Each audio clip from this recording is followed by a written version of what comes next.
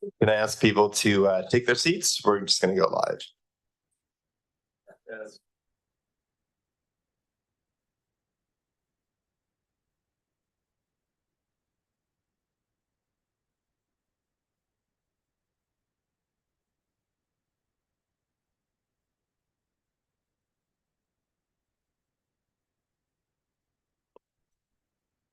All right. Good afternoon, everyone. Welcome to the Tuesday, December 5th meeting of the Comox Valley Regional District Board.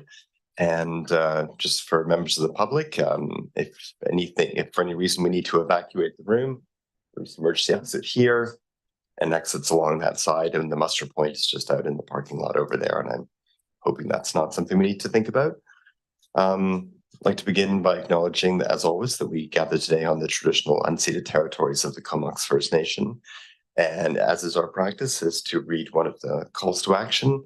Today is call to action number 37, Justice, in which we call upon the federal government to provide more supports for Aboriginal programming in halfway houses and parole services. And it passes unanimously. The first item would be business arising from the minutes, an update from the substance use strategy delegation to follow up, and I'll pass that on to staff. Thank you, Mr. Chair, and good afternoon to the directors. Jake Martins, our General Manager of Corporate Services, will provide a verbal update on this follow-up to the delegation from November 21st. This also is board practice to receive an update on previous delegations, and the board may then consider providing further direction on the matter if needed. So, Jake, over to you. Thank you, James, and through the chair. I'm pleased to provide just a brief update on the delegation that we received at the last regular meeting. That report was developed by the Comox Valley Substance Use Strategy Committee, which is a multi-sectoral group made up of representatives from across the region. The report detailed 21 recommendations to reduce substance related harms, including deaths. And while a number of these recommendations apply to specifically to health programs and services, the scale of this public health emergency and the solutions to it require action and coordination amongst many government agencies, stakeholders, and others from across the community. CVRD certainly considers itself part of the solutions to this. And so from a cursory review, we've identified at least 8 of the 21 that are either directly or indirectly related to our services.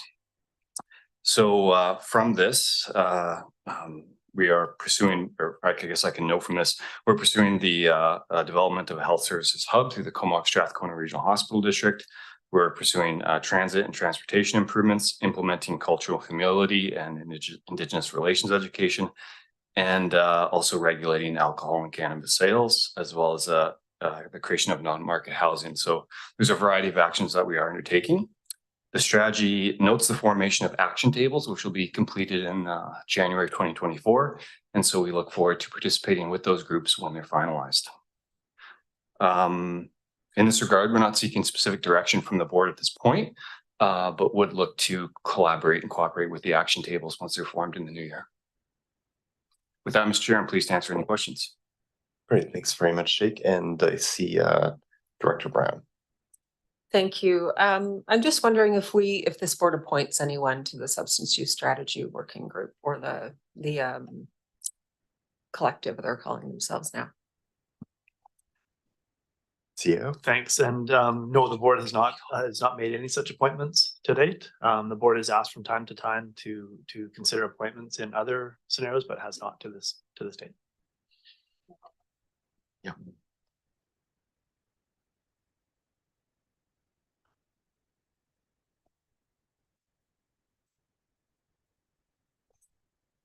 Thank you.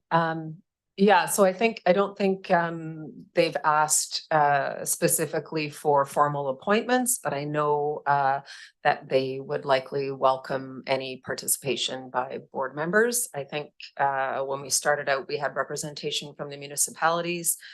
I'm not sure if there was someone from the board there at the time. Anyway, I would just encourage my fellow board members to attend as they can. It's a really great group. Right, thanks, Director Brown. And Director Moore and I turned on and then turned off your light. So let's try that again. If you can just hit the button. Perfect. Thanks. Great, thank you, Chair. I'm trying to find the exact recommendation here, but it is around not, oh, here we go. Actively practice cultural safety and humility, anti-racism. It goes on. And then there's also something I think around anti-stigma, et cetera, training. And I guess I'm just wondering if that's an opportunity for us to bolster the training of our staff in terms of you know, some of I think some of the things that the substance use strategy, excuse me, has really focused on is that anti-stigma work. And it seems to be like an ongoing work in progress in terms of sort of myth busting around substance use. We obviously see it with folks who are unhoused, the myths that are out there. And I'm just wondering if that's something that we could take on as an organization to bolster that knowledge in our staff. Thank you. Thank you, through the chair. So that work is underway. There's education that has been developed, a curriculum around a number of these elements. And so I think we're well on hand, although we look forward to, as I mentioned, collaborating with the substance use action tables around, you know, how that could be furthered or accelerated or enhanced in any way. But pleased to at least advise that work is certainly underway with our internal staff group across the organization. That's great. And maybe we could get a report back on that at some point, just so we have a better sense of what that looks like. Thank you. Great, thanks, Director Morin. And just coming back to what Director Brown was saying, I'm not sure I know we have policies regarding external appointments. It's certainly a body that we do engage with and support. Would that be in keeping with our policy for the board to be in future appointing someone to the substance use strategy? Thank you, Mr. Chair. Yeah, I wouldn't say it's beyond the scope of the board to provide appointment. We do provide appointments to the Community Health Network, which is one of the, I think, coordinating agencies for the substance use strategy work. So it's not to say that should prevent you from making such an appointment to this collaborative, but there is representation there amongst the body there overall. So in the future, certainly that can be a question we pose to the action table. If further political representation in those groups is necessary or deemed beneficial, we'd be happy to bring that forward and have the board consider that. That makes a lot of sense to me to bring that to the action table. So if you can do that, Jake, and then let us know what response you receive, that'd be helpful. Thank you. All right, and let's see, Director Arbor. Yeah, thanks, and thanks, Jake, for the brief report and mentioning our effort around the health hub. And I'm not aware if the hospital board or if in our advocacy around the health hub, if we'd be able to integrate some of the recommendations from the substance use report, where it talks about overdose prevention site, need for more recovery. So I think we're looking to bring existing services together in the health hub, but I'm wondering if there's possibility to consider other services that are more specific to the report we receive around the substance use. Yeah, thank you, Mr. Chair. So the Substance Use Strategy Committee is coming as a delegation to an upcoming meeting of the Comox Strathcona Regional Hospital District. So we expect and support them in delivering that message directly to the hospital board. And as far as incorporation of other services around substance use, this was an issue that was raised and questioned during the roundtable session we had at the last regional hospital district board meetings. So certainly it's on the mind of directors, and I think it's also on the radar certainly of Island Health as they consider this mix of services that they look to bring forward. All right, thank you. And seeing no further lights, I don't believe this requires a motion for receipt. So thank you for your comments there, Jake. And, next, we have a delegation, the Comox Valley Hospice Society. So I'd pass this over to staff, but we have Christine Colbert, the executive director, and Joan Gillies, the president, to present to the board. Thanks.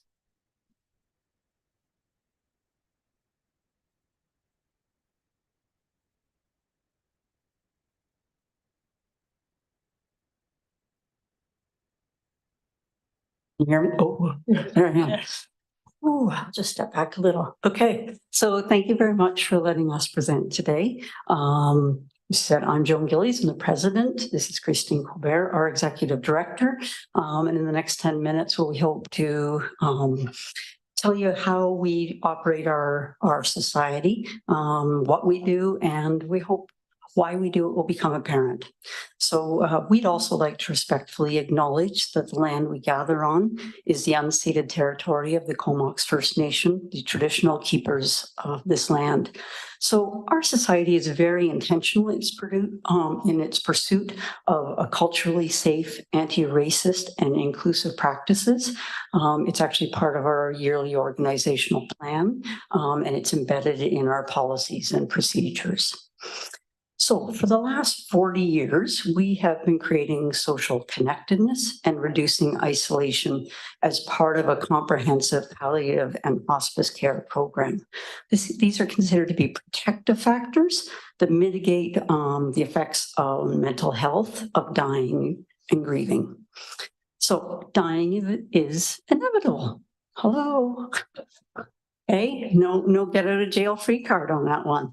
But what shouldn't be inevitable is a lack of care and programming around dying. So we offer an array of professional resources and services that we operate throughout the regional district. While hospice medical support is provided through Island Health through a contract with Golden Life Management, our job is to provide the emotional, psychological, and practical support for those experiencing dying and grieving. MAID is now available and has been much sought after alternative for natural death, but it has raised the complexity of how we support our families. We have an incredibly dynamic team, and they are skilled and passionate people. What we do is hard work, and it's also really hard work. Despite that fact that we don't have a week go by when we don't have either one of our volunteers or one of our staff members literally gushing about how honored they are to be doing this work. And so it's a real honor to be working with these people. The volunteers go through 60 hours of training over a 10-week period. So they have pretty intensive training around basic palliative care and ongoing support. Oh, it's your turn. Here, thank you. So the Comox Valley 2002 Vital Signs report indicated that there were 898 deaths in the valley.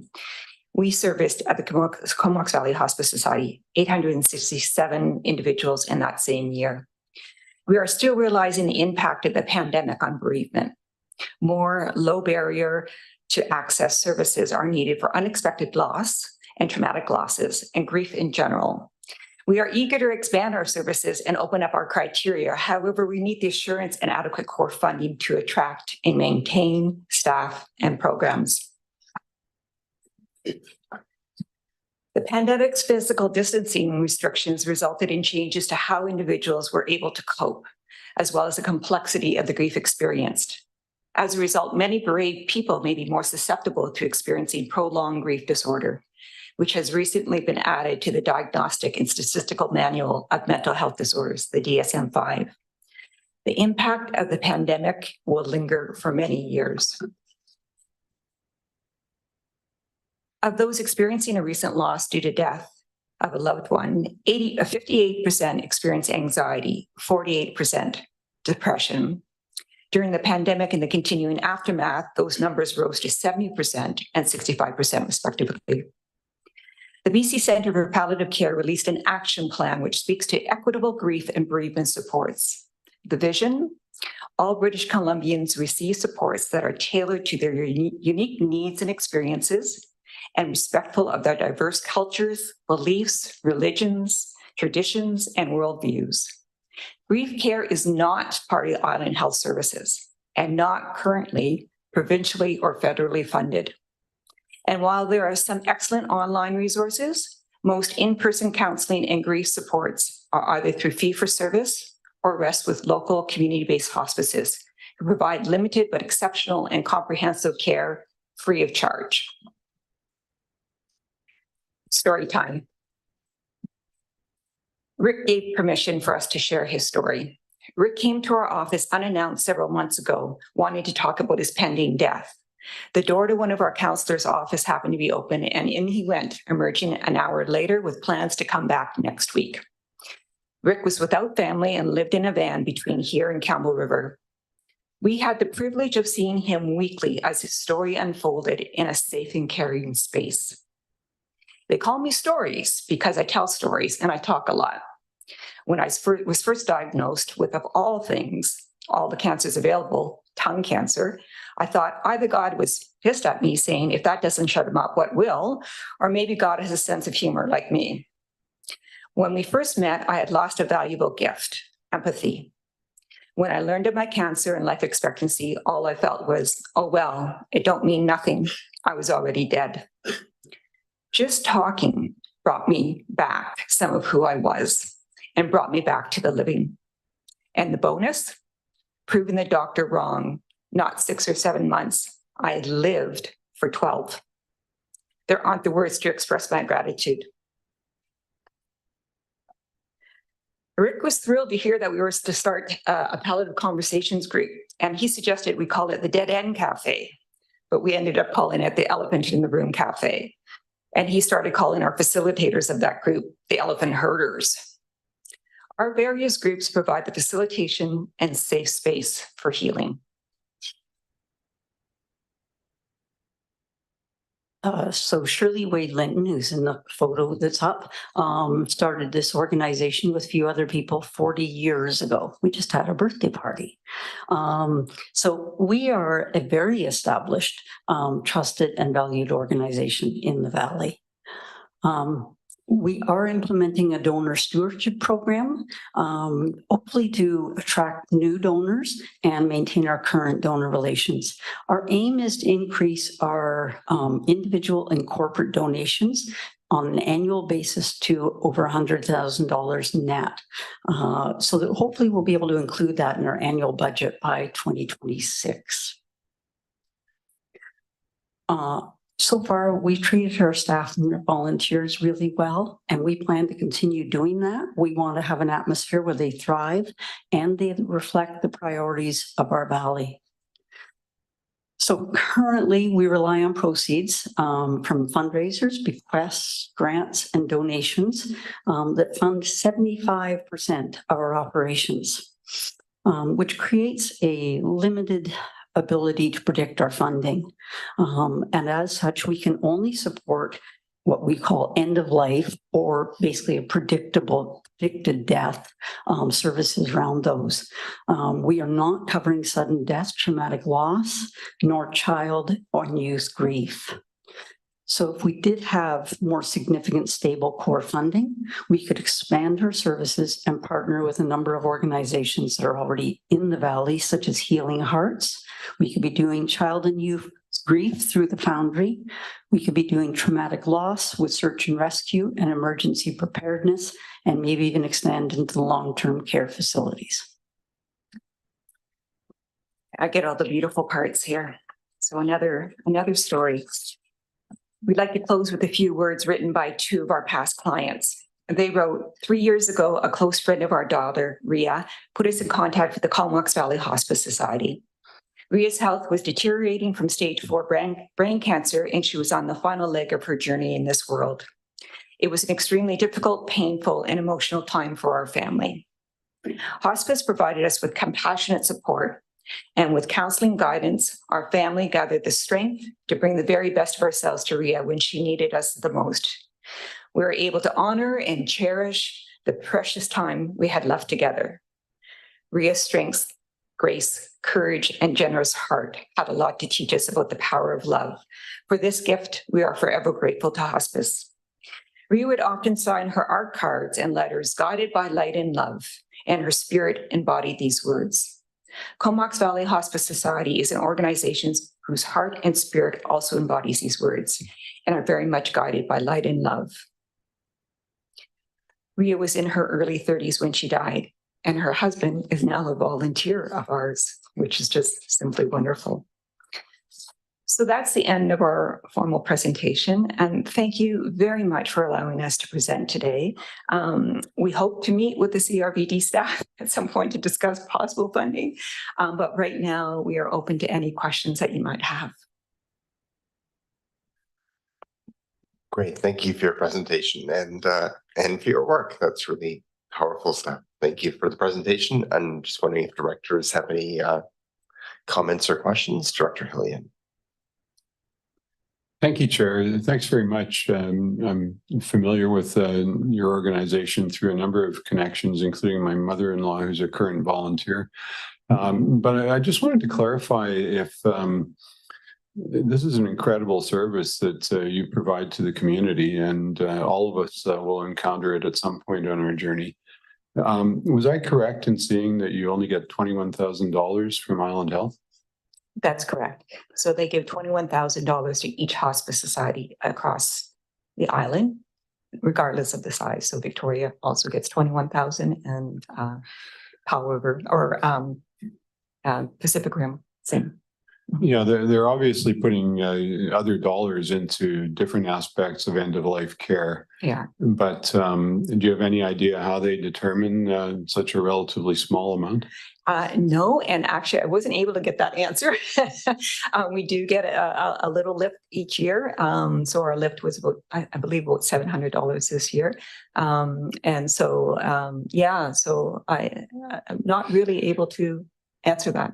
All right. Well, yeah, it just occurs to me that through some of us, our involvement in the hospital district board, we meet regularly with Island Health, and it may be something that we can ask about, because there may be some lobbying efforts that could help to increase the awareness of the need for funding and support. So certainly appreciate that. The hospice federations across the island are meeting with Island Health to ask that the support is adequate for us to continue our work. Well, thanks for the work that you do and for being here to share it with us today. Thank you.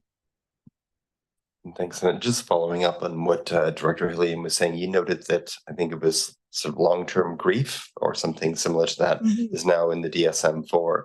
Does the fact that you're actually assisting people with identified medical conditions, does that assist at all when you're speaking to Island Health in terms of funding? Well, we're very careful in if their mental health disorder is not related to grief, or mental health concerns are not related to grief, and then we look to refer them to mental health services.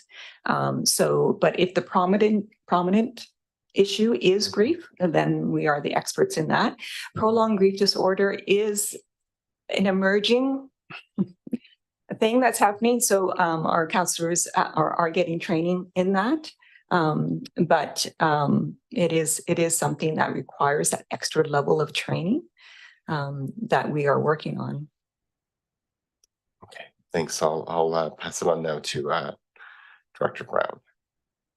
Thank you. Thanks so much for the presentation. I was able to attend your birthday party and hear directly from people who have both volunteered and experienced care through the Hospice Society. So just wanted to thank you again for that. And then also following up on Director Hillian's comments. So does that mean that outside of that 21,000, the rest is all fundraised or gifts? Or grants. Or grants? Yeah. Okay. Yeah. Thanks. So we rely on grant writing and the fundraising donors. Okay. Yeah. Hence the unpredictability of things. Director Brown, if you can just turn your mic Sorry. off, then perfect. Then I can queue up Director Moran. Thank you. Great, thank you, Chair. Yeah, I was really struck by all the folks you're not able to help because of the narrow focus that you have due to funding. I would suspect that the grief is obviously getting much more complex with those sudden deaths and with the unregulated toxic drug crisis. You probably get a lot of inquiries where you're not able to necessarily help. And of course, many of those folks are, I mean, we know that there are many young people who have lost many friends as well. So the youth aspect is hugely important. So and just knowing some people who have been involved with hospice over the years, it does take a real special skill set to be able to help in those situations. So yeah, I think whatever lobbying we can do is super important, because there are people kind of falling through the cracks. And as I think you alluded to, I mean, when people aren't getting the help that they need, then they become more unwell, which has a ripple effect onto the extended family as well as the community, and ultimately on our healthcare system. So we definitely want to try to avoid that happening. Thanks. Yeah. Thank you. All right, well, thanks. Thank you And very you probably much. know we don't make any specific decisions on the I know evening of the that. delegation, but I think you've got a strong impact on all of us. So thank you. Thank you very Great. much. All right, and there's no receipt motion for that. So next we're just moving on to reports. And first will be the audit service plan for the year 2023. And I believe we'll be hearing from Corey Vanderhorst, as we often do. And thank you. Moved and seconded, and CAO. Great, thank you very much. And before we get to Corey, who I think is online, Tina He, our manager of financial operations, will introduce the report, and I think introduce Corey as well. So Tina, over to you. If you press the button again, then the chair will be able to turn your microphone on from there. You're good to go. Good afternoon through the chair to the directors. My name is Tina He, and I'm the manager of financial operation. The audit service plan for the year end December 31st, 2023 is being provided to the board today for information. The plan and the engagement letter have been prepared by MNP, the regional district's external auditor. The audit is an annual process to review. It's an annual process, so review of the audit service plan may be familiar to some members of the board. Professional standards require the auditors to communicate with those charged of governance and the board accessing as independent authority relating to the external audit by meeting with external auditors to receive and review the annual audit service plan. The board is free to ask any questions during this process. We are anticipating that MNP will present the audit funding reports to the board in May 2024. Which also align with the timing for presentation of the annual financial statements. Corey Vanderhorst, the audit partner from MNP, is here today to provide an overview of the plan and answer any questions you might have. With that, I'll pass over to Corey. Thank you, Tina, and hello, everyone. Thank you for inviting me to talk with you today. I'll keep my comments brief. You do have our audit service plan in your package and the staff comments there. A couple quick items to note this year, new items for the auditor or things that might be different from prior year. One is a new audit standard for asset retirement obligations. So a significant amount of work being done by your staff to look at assets being managed, is there contamination, things like asbestos, and other things that need to be cleaned up. Your landfills are also scoped into this, and there'll be a slight change to how landfills are presented. So that'll be a focus of the audit, and it's currently a focus of your finance team putting together the information to get ready. The other key piece of information there in the audit plan this year is materiality. It's always an important number to talk about. It drives the amount of audit testing that we're doing. We calculate it as a percentage of your annual revenues. We're anticipating that that number will be around $4.2 million for the 2023 audit. It drives the amount of work we do. If there's a disagreement with the finance team, it drives that conversation of whether you're going to have an unadjusted item or need an adjustment. There can't be an item larger than $4.2 million or a difference in the statements larger than $4.2 million, and I still give a clean audit opinion. It has to be smaller than that amount. In the past, we usually don't have significant issues that get up to that level, but that's an important number for our audit and our audit approach. Other than that, it's going to be kind of a business as usual audit. We're very happy to work with your team. Excited to work with them again. I'll turn it back to Tina or the chair. I'm happy to answer any questions about the audit and the audit process. Great, thanks very much, Corey. And we have a question starting with Director Harbour. Thanks, Chair. Yeah, I just wonder if I could put in a request this year. The CVRD, like many local governments, has substantial reserves on our books. I'm wondering if in the past or in this audit, we could look for any type of unfunded reserves that may exist or otherwise, or if the auditor wants to comment now. I had a surprise elsewhere around finding out that reserves that were supposed to be there were actually not there in a public sector organization. So I would be very curious to know if, and that wasn't caught through our audit processes, or maybe we didn't catch it as a board. So maybe it would be good to know if there's an issue like that at the CVRD. Absolutely. Thank you, Director Roberts. It's a great question.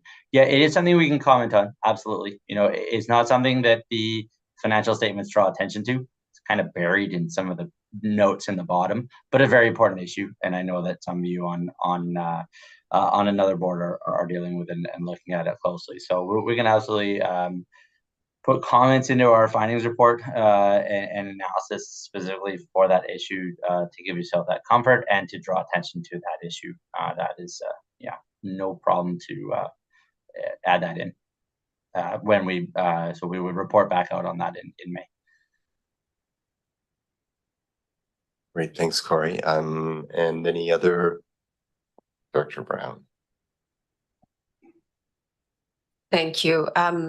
Hi, Corey. So I'm the newest member of the board and still trying to understand the financial structure of regional districts.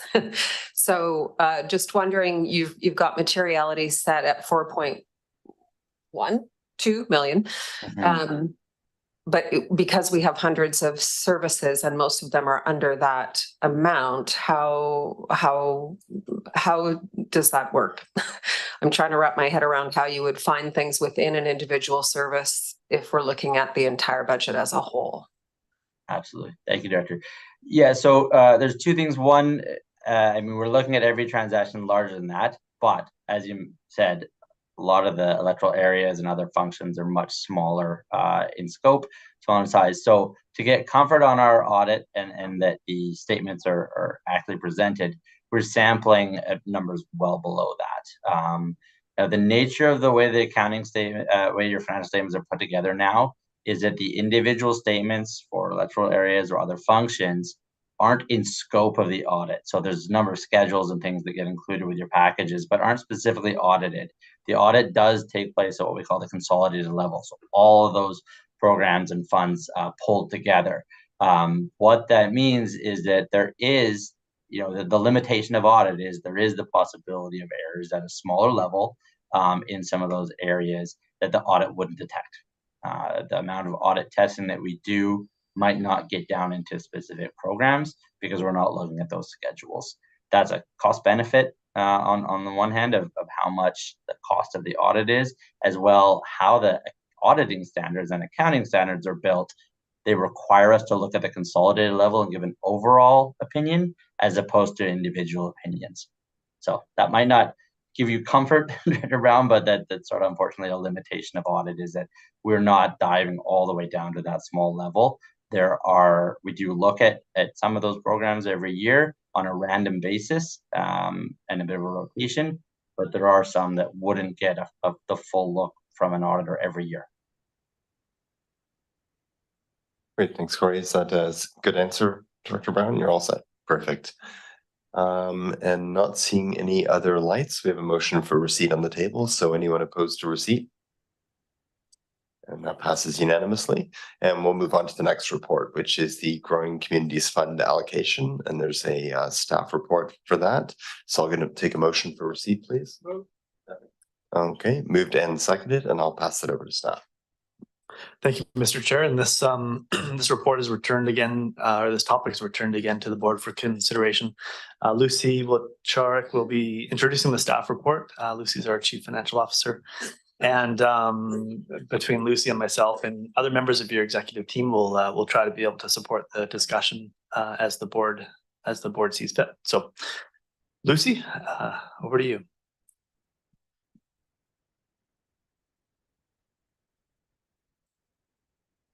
Thank you. Through the CAO to the chair and directors. The full allocations for the Growing Community Fund is required by the end of December. I'm so sorry. I'm going to start again. The full allocations for Growing Community Funds is required by December month end. And at the October 17th meeting, the board deferred the final allocation decision to December. The board has received information through reports prepared for EASC and the CVRD board, and they're included in today's agenda for your reference. The remaining unallocated funds are approximately $1.6 million. And in May, the board decided to address the remaining funds after strategic planning was completed. As well, the direction provided included a desire to have the funds go to regional projects that were strategically aligned. The last report delivered in October provided recommendations for 3 projects. These projects were considered by the board, and further discussion was also had for other uses, such as affordable housing and search and rescue. To further support the decision-making process today, staff have included information about how the recommended projects are aligned to board strategy and meet grant eligibility. The 3 projects are the new artificial turf. The Recreation Commission received an update on this project just this last month. The current projected cost for this project is $5.7 million, and the project is in detailed design phase. Construction is planned for 2024. The project is a board strategy within the core service of recreation and aligns with 3 key drivers. It represents an immediate action coming from the endorsed recreation strategy. Staff has listed grant use here as priority 1 for the following reasons. The project is regional in nature and will bring financial relief to most taxpayers in the CVRD. The second project, Sewer Extension South. The project is a board strategy within the core service of sewage treatment and aligns with 4 key drivers. The project addresses long-standing concerns regarding septic systems and further protection of Bay and Sound.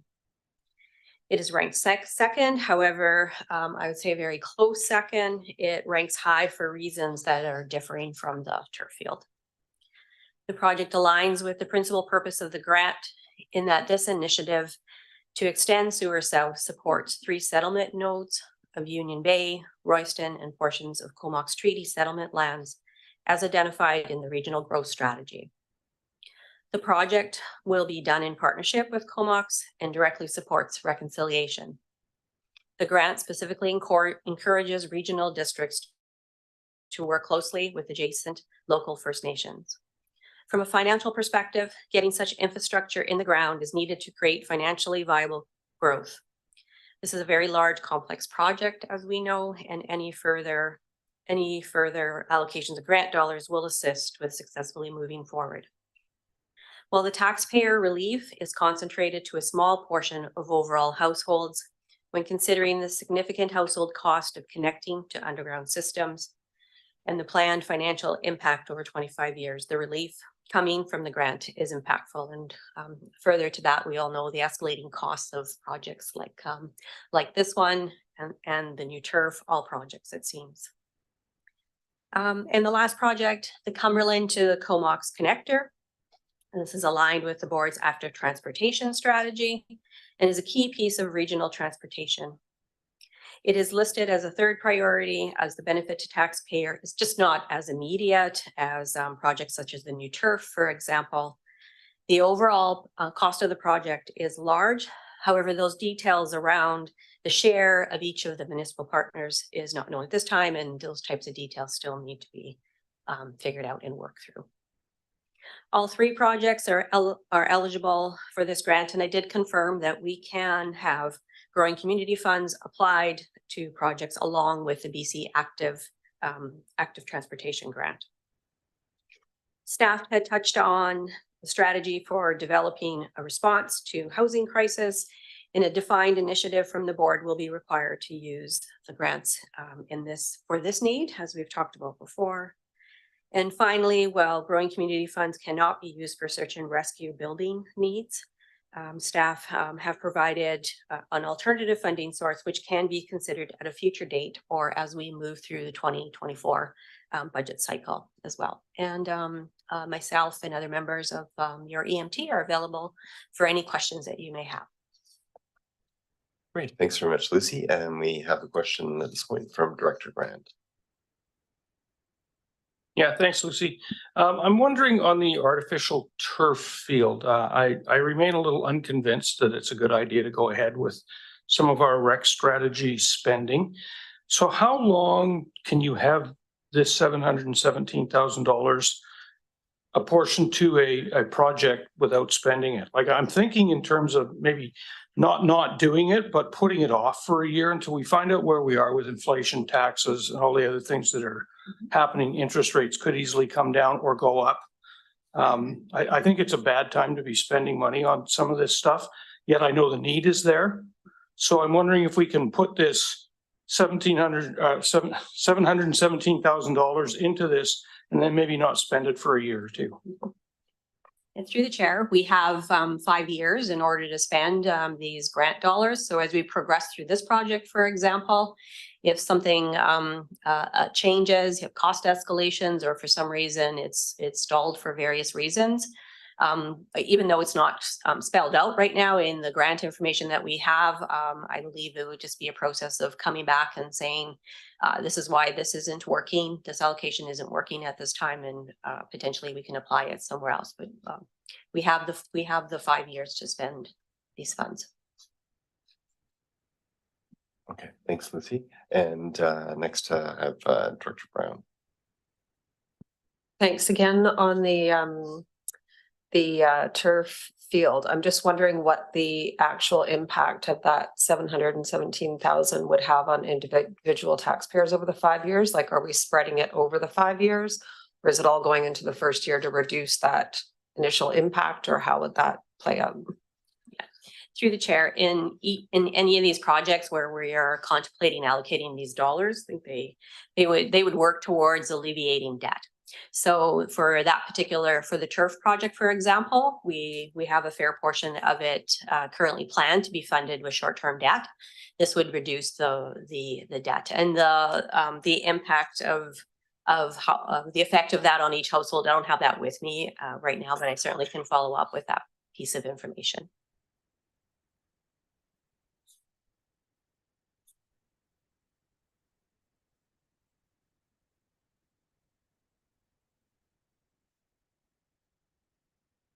Sorry, Chair. I'm learning to use the mic. Okay, yeah, that information would be really helpful just to see that actual impact on an individual basis.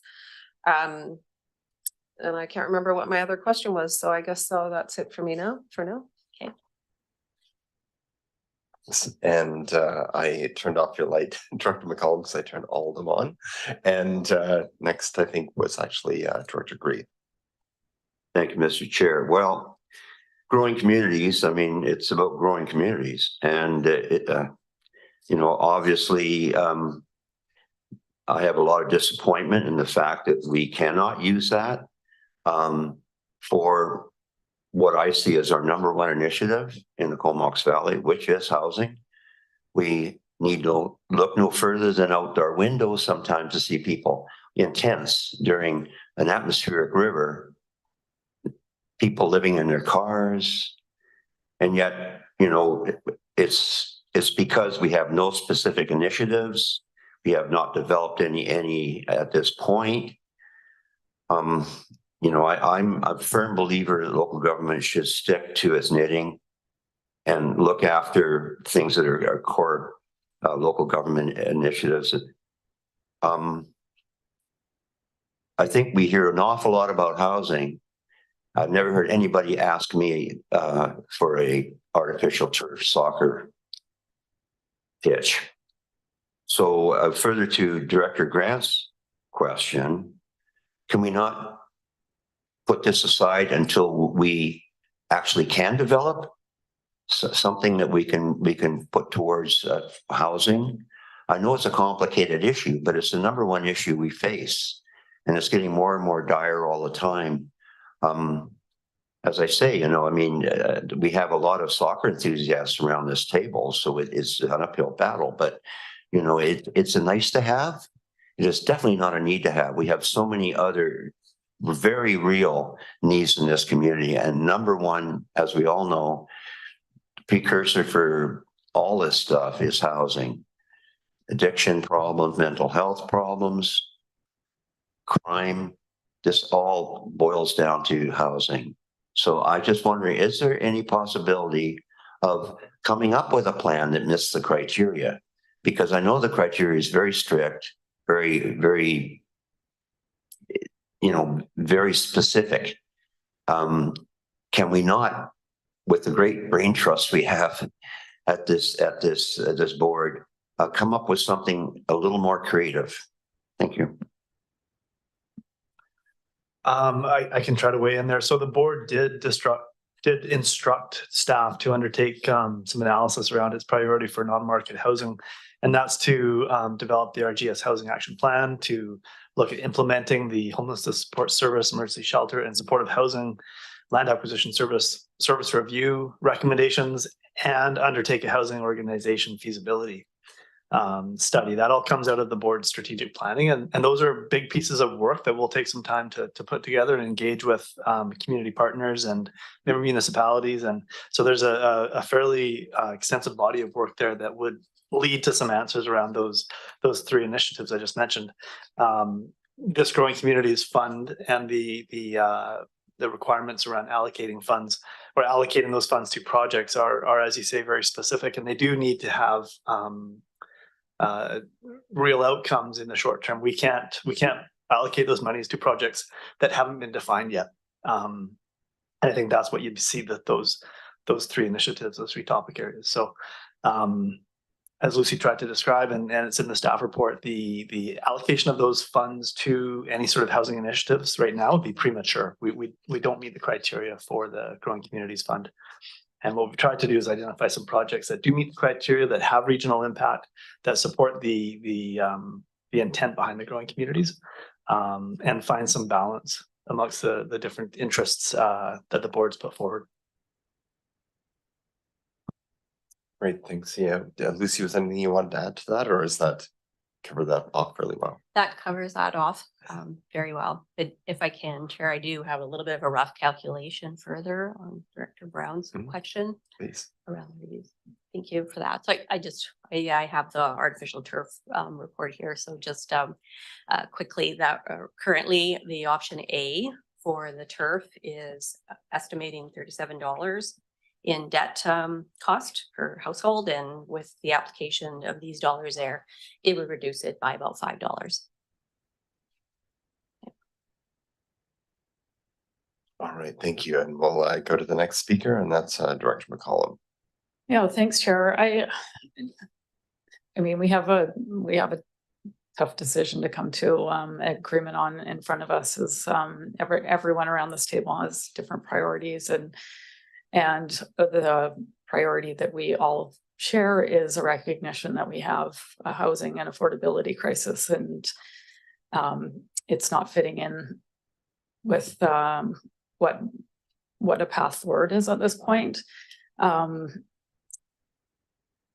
I hope that we get some better news on that front in the coming months, but nothing's guaranteed. And I just want to recognize that, you know, this isn't an easy conversation, which is why I think we're having it now for the third time.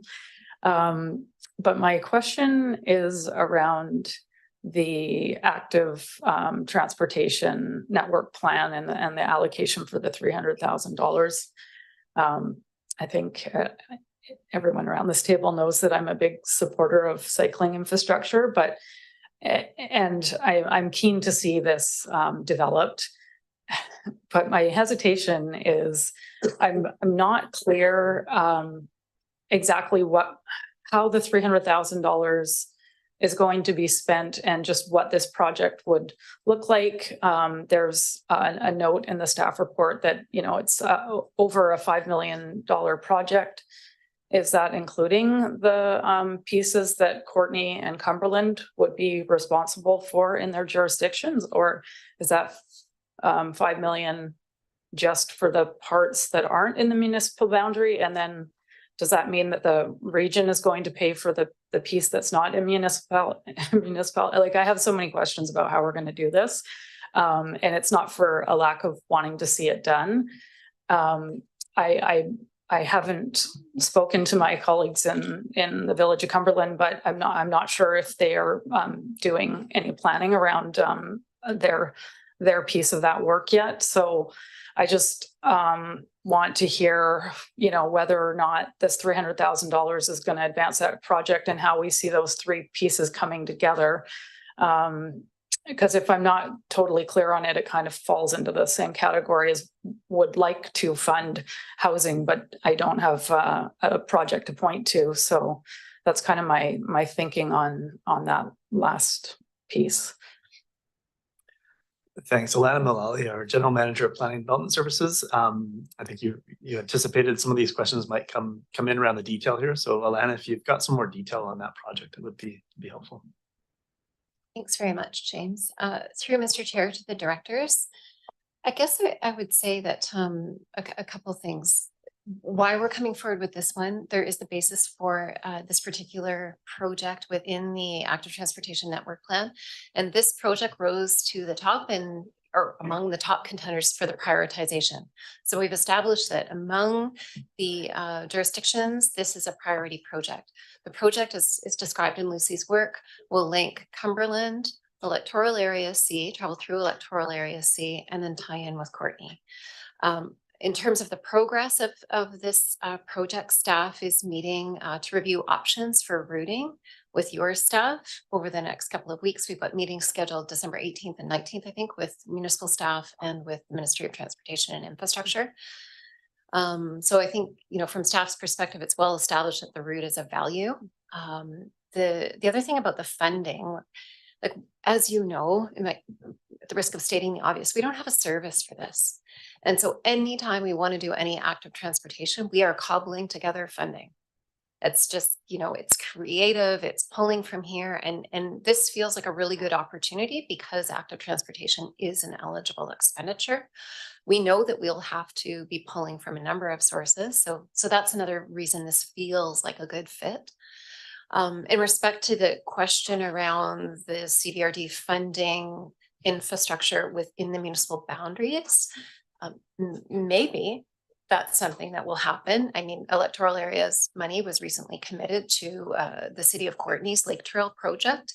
And I think that again just speaks to the idea that this is about cobbling money to put together networks that are going to make sense to our public who aren't respective necessarily of our challenges around those jurisdictional boundaries. So that's why we landed on this one. Yeah, we are pursuing the reason that Lucy's flagged the BC Active Transportation in here. That was a question that was raised in your last discussion about the layering of that funding, and absolutely that's allowable. Thank you. Yeah, thanks for that answer. That was great. So then the $300,000 allocation, is this going toward the design? Or like what are we using the $300,000 for at this point?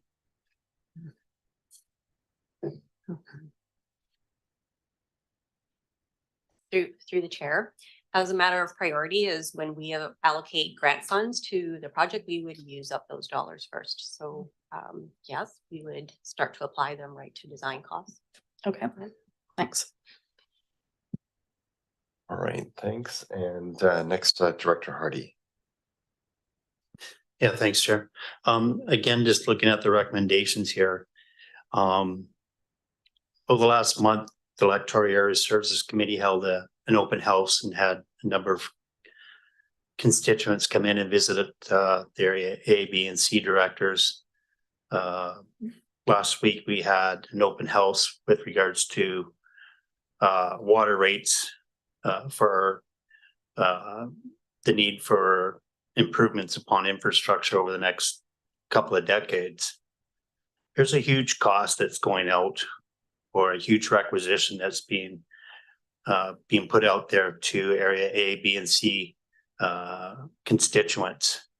And there are a lot of upset folks over the last month with regards to the huge cost increase or the huge costs associated with this infrastructure that needs to be replaced. So I guess the question that I have here is, this is just me. But I'd really like to see the 717,000 earmarked for the artificial turf and the 300,000 earmarked for Cumberland and Courtney connector that go towards that water infrastructure. The reserves that are required for us to change that infrastructure and improve upon that infrastructure in the next couple of decades. The rates that have been put forward to our constituents is just enormous. And they're screaming for help. And they're wondering why, funds are being directed towards an artificial turf or a cycling lane that goes from Cumberland to Courtney when, there's huge infrastructure costs that we need to be looking at here moving forward. So I just wondering, I guess where I'm going with this, Lucy, is at the end of the day, the 717,000 and the 300,000 that are earmarked for the two various projects, could those be directed towards the water rates that our constituents are looking at having to pay here over the next little while? Thanks. Through the chair, the recommendations that are in the report at this moment, the 3 projects, they are strategically aligned. They are projects that are aligned with board strategy at this point. Can the remaining dollars be allocated and pay for water infrastructure renewal? Yes, they can. Thanks, Lucy. And Director Carr. Thanks, Chair. First of all, I just want to thank staff for coming back to us with that answer about the housing. Housing's on all of our minds, and certainly it would have been nice if we could have allocated some of these dollars to the housing issue. But I am really excited about the path we have on that with regards to possibly a regional housing authority. So I think work is being done simultaneously on that issue. With regards to the affordability crisis, I mean, many around the table know I don't agree with everything our current provincial government has done, but this grant, this Growing Communities grant, really is designed to help municipalities and regional districts to help pay for projects that help with growth, and in doing so, that does reduce the tax burden on our residents. So whether we put it to project A, B, or C, that's happening, that helps reduce that burden on the overall burden on the taxpayer in the end. And if our community is growing and more people are staying active and a turf field is aligned with our strategic plan, then I think that makes good sense. And just if I could rebut Director Greaves' comment about sticking to our knitting, I just want to remind people that in the BC Charter, a municipality has 4 main purposes: A, to provide good governance; B, to provide services, laws, and other matters for community benefit; C, to be a steward for public assets, which is what we're talking about now; and the 4th one, which often gets missed, is to foster the economic, social, and environmental well-being of its communities and citizens. So we, by building, for example, a turf field, we are looking after the well-being of our citizens, the health and well-being, mental, physical, social health. So that is part of our knitting. That is part of the responsibility of a community to not just put in water pipes and sewage pipes, but also to address the social and health needs of our community. Thank you. Thanks, Director Carr, and have Director Grant again. Yeah, thank you. So just in listening to Director Hardy and some of the rural directors over the last couple of weeks, in some cases, we're going to be looking at doubling people's taxes. And I know that sometimes in the regional district, their taxes can be a little bit artificially low. But anytime you come in and double somebody's taxes, that's really painful. And so when I look at a turf field and a Cumberland Courtney connector, it kind of makes me scratch my head a little bit when we have this great need. And I think your answer was really a good one on whether we could put this towards the water. I think we should actually be showing that we're trying our best to mitigate some of the issues that are going on, especially in the rural areas. And I think this is an opportunity that we could use. CAO. Thanks. If I could just weigh on the water piece of it. You're right. We've had several open houses and meetings with the public on the water rates review, and that analysis that we did to support the proposed rate structures is all about the infrastructure that is in the ground that is coming up to a replacement time period.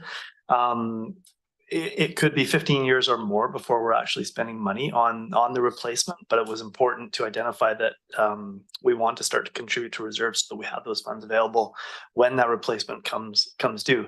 And this Growing Communities grant does have a 5-year expiry in terms of spending that money. So unfortunately, to put money towards the water local service areas for the water rate review project, it wouldn't be money that we'd be able to spend because, of course, that's not going to come due for 15 years or so, and then for years beyond that. There would be probably some other projects in our water services that could be looked at that hasn't been done to date. And as you recall, and in the previous staff reports, there are other electoral area focused projects that the board has committed funding to, including fire halls and some parks and trails type programs in the rural areas. So some specific analysis in the electoral areas has been done, but certainly not in detail with the water services to this date. Thanks, CAO. And Director Hardy. Yeah, thanks. Thanks, James, for your comments there. But again, at the end of the day, the two open houses that we've had here with regards to, again, that the water rates increase and the infrastructure, it's an enormous impact on our constituents in rural areas of A, B, and C. And again, I'm pleading with this board to reconsider the recommendations for $717,000 for going towards a turf field or $300,000 for a Cumberland to Courtenay connector, when we have constituents that, you look at the area B, about 80% of the constituents in area B are on a fixed income. They're seniors. Their old age pensions don't increase $200 or $300 a month. But yet their taxes are being directed towards infrastructure such as this. So I really, again, would appeal to the board to reconsider these recommendations. And I get and understand what you're saying, James, with regards to long-term versus short-term. But right now, short-term, we have a lot of constituents that are worried about how they're going to feed themselves or how they're going to heat themselves over the next 5 years with these water rate increases. Thank you. All right. Thanks, Director Hardy. And I'll go to Director Moore next. It's a first-time speaker. Thank you, Chair. Yeah, this is a really difficult decision. I think everyone's made really good points, and I agree with all of them, really. I just wanted to talk about the strategic driver, the new one of accessibility, diversity, equity, and inclusion. And that's the one that I'm struggling with all of these projects, because well, first of all, the turf field does favor able-bodied people.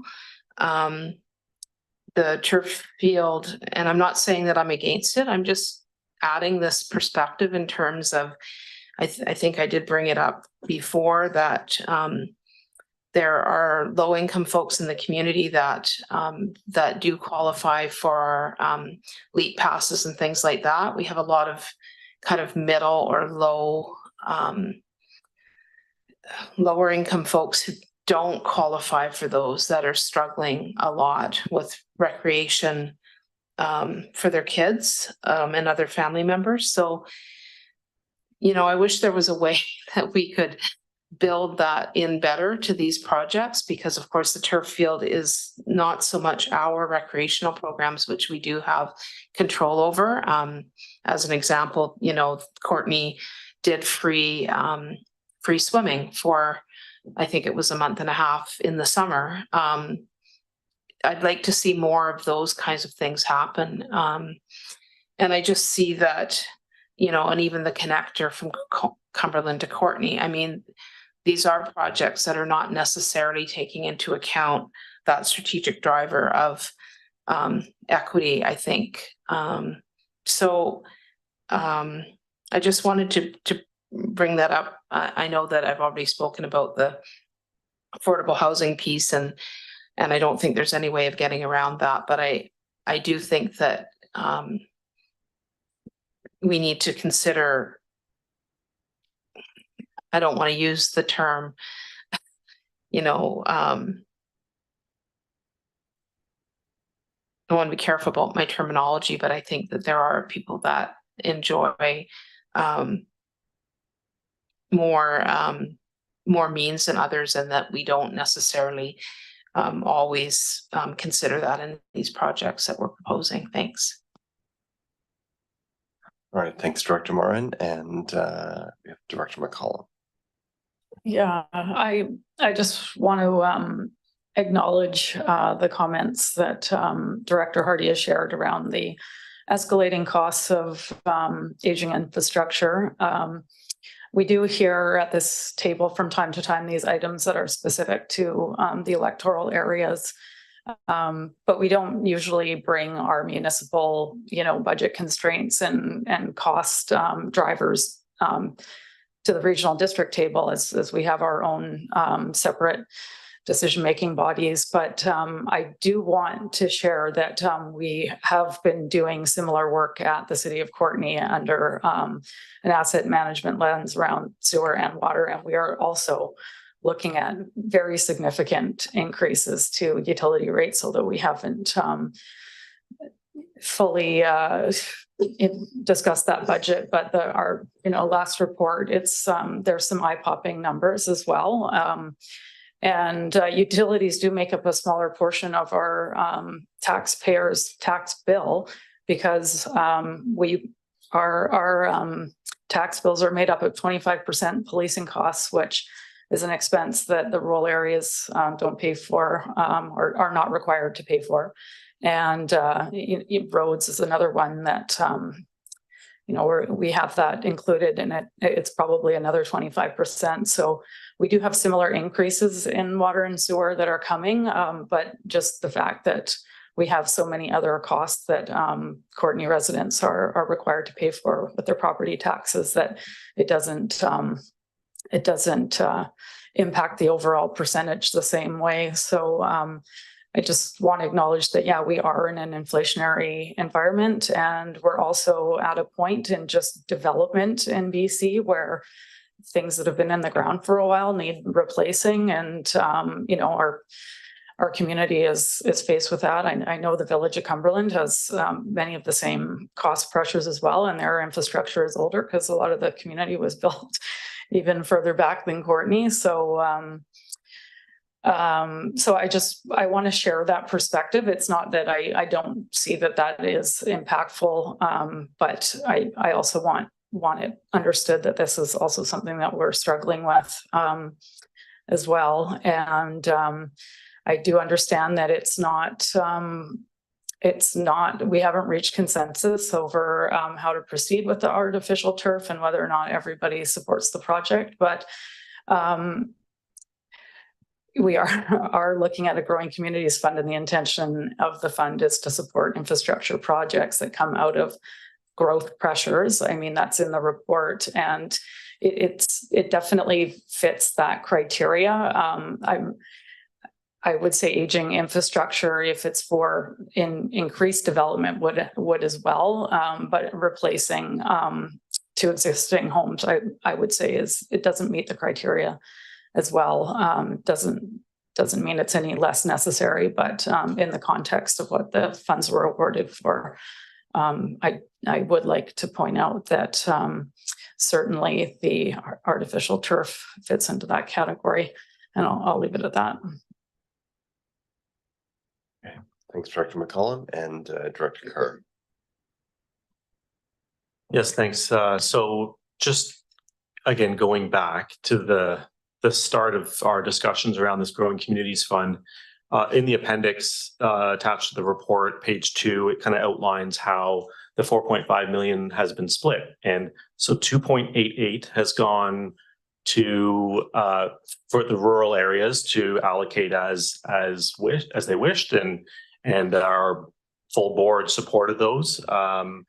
For example, 1.2 million to the Union Bay Fire Hall, 850,000 to the Denman Island Fire Hall, 600,000 to the Mount Washington Fire Hall. Now, any of those or all of those could have gone towards the water in the rural areas if the areas decided that that was what would be best. What we're talking about now is the remaining portion, the 1.62 million, which is kind of the whole regional amount, and it's less than the 2.88.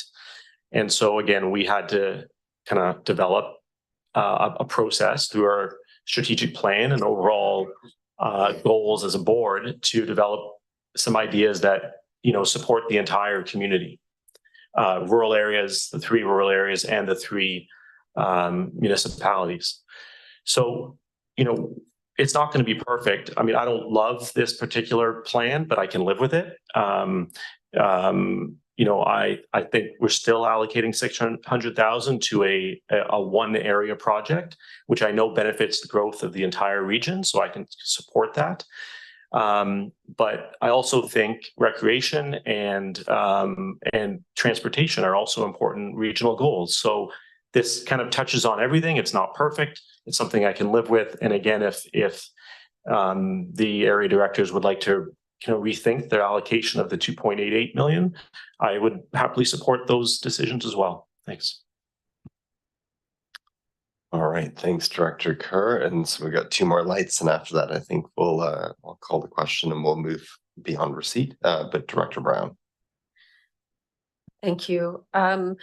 I just, having now thought about the impact that the 717,000 would have on taxpayers, I really am feeling like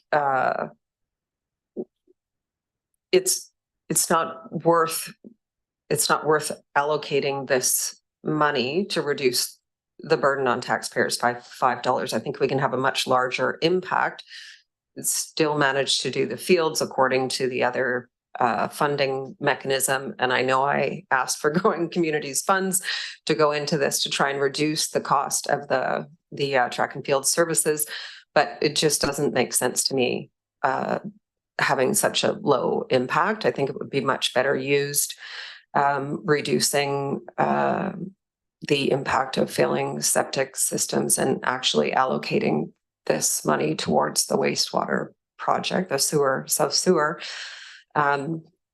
rather than the impact it would have on taxpayers. I think we could get a lot more bang for our buck there than with allocating it to the turf field. Okay, thanks, Director Brown. And move to Director Grieve. I'd like to thank Director Brown for that comment. I concur. When they had the Growing Community Funds first released, the municipalities got about $15 million, out of which, of course, it was to benefit their communities. Those who were here on October 20th with the Minister of Municipal Affairs will recall that she actually alluded to the South Sewer system and was happy that we were using the Growing Community Funds for that direction. So at the very least, October 11th, at the meeting, we were looking at $1 million for the South Sewer. And it would help a lot if even that number remains static. As it is, it's a big project. It's still not in the bag. How many times we've had 4 referendums on this issue, or 4 kicks of the can with the South Sewer? Absolutely essential. The biggest shellfish growing area in Western Canada. It ticks so many boxes. I would be very happy to see at least $1 million reinstated for that project. Thank you. Thank you, Director Grieve. And Director Arbor. Thanks, Chair. We are rushing to consensus, I can see from the conversation. It's a really difficult conversation. In regards to South Sewer, I have to say I'm really heartened to see that the comments tonight in regard to the importance of the project. The reality of the project is I think from where we sit and the cost pressures in Royston and Union Bay, we're going to need quite a lot more resources than that to make it really compelling to residents. At ESC this week, I spoke about a new search for maybe 3 to 5 million to try to bring it into a range that will be a slam dunk for residents. And I'm hopeful that this board will support that effort. I've never counted on Growing Communities Fund to solve that piece, but every dollar it comes to it. I also know that for municipal directors or other areas, it can feel like it's the project that just keeps demanding resources, but that's significant in regards not only to fail septic, but to its anchoring our efforts around reconciliation. It's an amazing opportunity to show that we can make the RGS growth strategy work. So it's got a lot of attributes that I think are well beyond area. So I appreciate the support. But in regards to, I think part of why I've been thinking about it because I had a couple calls or outreach this weekend, and I think part of why we're struggling a little bit with this is I think we've made since the start of the term a number of board commitments that we have not put beside each other. And the best and worst news that I got from me in the ASC was last month, when 3 years ago I'd asked for the sum total of tax increases with all the key projects, and that report came, and boy, that was sobering. And we have not done that with the initiatives we want to pursue, which is why I think we struggle with a decision like this, because we've only touched on a few here. You know, when you talk about recreation, we haven't talked about, are we going to build the arena? Are we going to build a swimming pool? Are we going to decarbonize the facilities? That's one service. Then Island Health and the Health Hub. Then there's housing. How big is the housing authority going to be? So we have all these different, and I could probably keep going with 4 or 5 more that we have kind of committed as a board, but that we haven't costed and said, where is the core priority amongst these? So I think we arrived to a report like that where staff did their best to say, well, here's the immediate opportunities we can allocate fund. But I know when I come to this conversation, especially with the cost pressure in my area, like I'm like, what's next? What next? So I don't have a strong preference tonight. I was waiting to speak because I thought I could provide a solution. But at the end of the day, is I think because we haven't done that work, and I would recommend that we do it in the new year, that we look at the full suite of project and say, do we have the gumption, right? If you looked at decarbonizing our rec facility versus the turf field, like, are we going to do both, or are we just going to do one of them? So for tonight, I'm happy. I think the comment that said, I forget who made it, came from the side, but that is going to reduce the tax pressure, and any of those solutions is going to reduce the tax pressure. Then I would say, you know, yes, there's strategic alignment. It's nice if everybody can feel that they're getting something out of it as well. This recipe hits a few points. One is really future looking. Like Cumberland to Courtney Connector, we're really at the start of a journey here that is really intimidating. When I saw the cost of 5 or 6 million, I'm like, gulp, right? The sewer connection, that's core project. The turf field, I'll struggle later on in the agenda today, but for different reasons. And I did appreciate Director Hardy talking about the areas, and Director Grieve as well, that the areas always feel we get the short straw of it because we have 25,000 people. And when Director Grant said, you know, the taxes, there's a perception taxes are lower in their areas, but I'm looking at average tax bill in Union Bay that could go up to 6,500. How many of your homes as average home in the municipalities pay 6,500 in taxes? That just don't exist. I would end up with one. I looked at the taxes in BC, Royston, Union Bay could skyrocket to the very top of the list when you look at total taxes. So it's so I appreciated Dr. Hardy making those comments as well. So no solution, but for me, I'll live with an allocation, which I think those comments were made that at the end of the day, I had my own preference. Yes, he had passed something, but we should still be excited that the province gave us additional funds. We hope the Canada Community Building Fund is going to get double next year, so we can have exactly the same dilemmas on how we spend it, you know. So anyways, I'll leave it at that, Chair. Sorry, I don't have a specific recommendation on these. Thanks, Director Arbor. And we have Director Grant. Sorry. I think Lucy said that we have to have this money allocated by the end of December. And if I correct, we have one more meeting before December's over. So we either make that decision tonight or we do it next week, right? So like this can't go on forever. And I hear all sorts of different concepts here, but we got to narrow it down and get on with it by next meeting for sure. All right, well, and just gonna call for receipt, but Director Hillian hasn't spoken, so please go ahead. Yeah, thanks, Chair.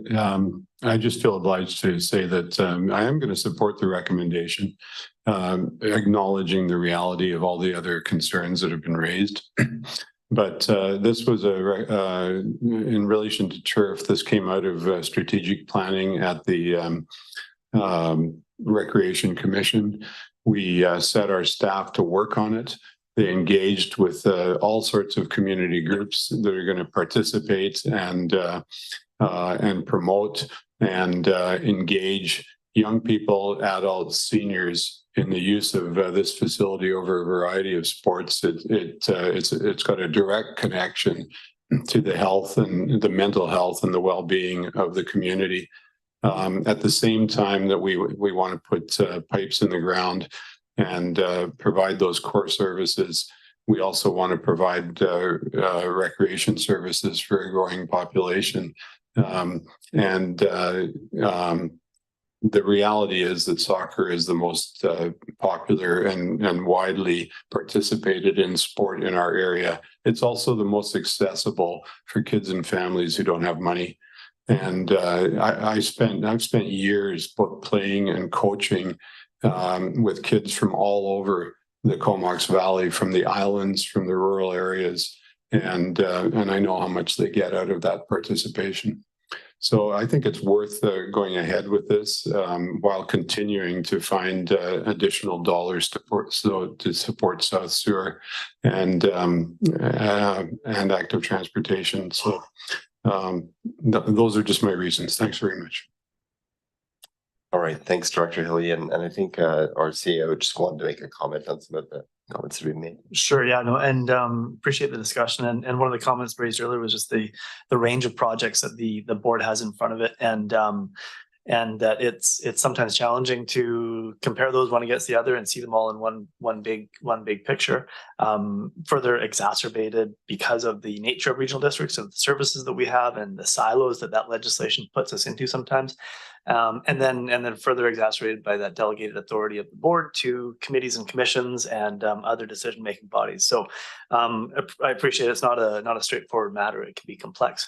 One thing we can do for the board's interest is through the financial planning process during that kickoff in early February, articulate from what is in the financial plan those capital projects and programs, those larger, more substantive capital projects and programs, and describe them in a way that shows where they are at in their evolution. Because of course, our projects are at different stages of evolution because of design work and commitments. And the conveyance project, for example, is something much further down the road than the Courtenay-Cumberland connector. But both are reflected in board priorities. So we can commit to provide that list of capital and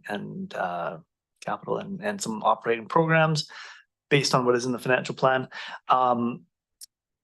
We wouldn't necessarily be looking for a decision of the board at that point, because of course a lot of those projects will fall to other committees and commissions, but it does give the board some awareness and perspective on that range of activities and projects that you have in front of you, so that as you go off to your committees and commissions, you've got some sense of how the different competing priorities will land. So yeah. Thanks, James. That was appreciated. Couple more comments before we move to a vote on receipt. Director Grieve. Oops. Being an eternal optimist, what about, do we look at a compromise, something that would be palatable for both sides? I think the active transportation piece, we all kind of agree, is the one that kind of falls off the map. What if it's 800,000 each for the soccer pitch and the sewer? It'd be substantial it wouldn't be watered down. But that's just a concept, just a 50-50 split, some kind of compromise. But I'll turn it over to Director Arbor for final words. Thanks, Director Grieve, for that suggestion. We're still on receipt, but I'm sure we'll take motions in just a moment. Director Arbor. Yeah, I think my brain is functioning still, but I've been doubting it the last couple of days because there's a part of me that is fine with allocating to the turf field, but I may actually vote against the electoral assent later. So I've been trying to reconcile that in my brain, how that works. I guess the problem where I struggle with and I spoke at the last board meeting about the artificial turf. I was online in Ottawa, so sorry I wasn't here to speak in person, but I guess a concern that's been raised for me too is like in my area, when I look at projects such as this one, I really look at the leverage and the outside grants. You know, I assign value to that additional money that comes from elsewhere. And in this one, we haven't even attempted a grant application around this project. And so we're fully funding it out of taxpayer. And so and it's a big cost. And we know there's a lot of other costs coming in that service. So I'm fine with an allocation to the service because we have a lot of stuff, but where I've gotten stuck is I'd rather that we decarbonize our facilities first and then look at new. I mean, you've heard me at length on this, so I don't need to repeat it, but I don't want to, we're looking with an omnibus solution. I don't mind if people want to make a little bit of room for, there's been other things that were mentioned tonight. The size of my problem with this, of our problem with the South Sewer is big. And we could reduce the amount a little bit as well. I mean, Dr. Grieve wanted to augment it, but if it gets reduced and makes room for something else like water rates or something else, I'm fine with it. And the same with turf. I think that the numbers that are on the screen, when we read the report, we lock on the numbers, but I think there could be adjustments in the recommendation. Anyways, I'd be open to that, to other suggestions about how to piece and parcel it all. Okay, thanks, Director Arbor. And Lucy, you wanted to comment. Right, just very, very quickly, and just in relation to projects that have to do with water. The difficulty here and now, as CAO has mentioned, is which water projects would we apply it to? So, you know, here in the second last meeting of the year, it's just a little difficult to circle in and direct some of these funds to a water project we could.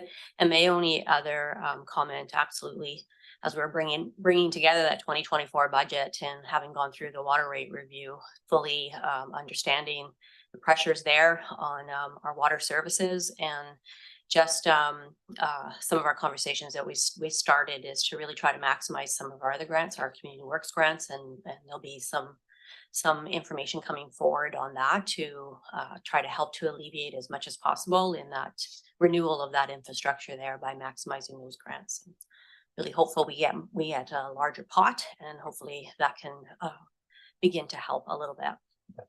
Great, thanks very much, Lucy. And Director McCollum.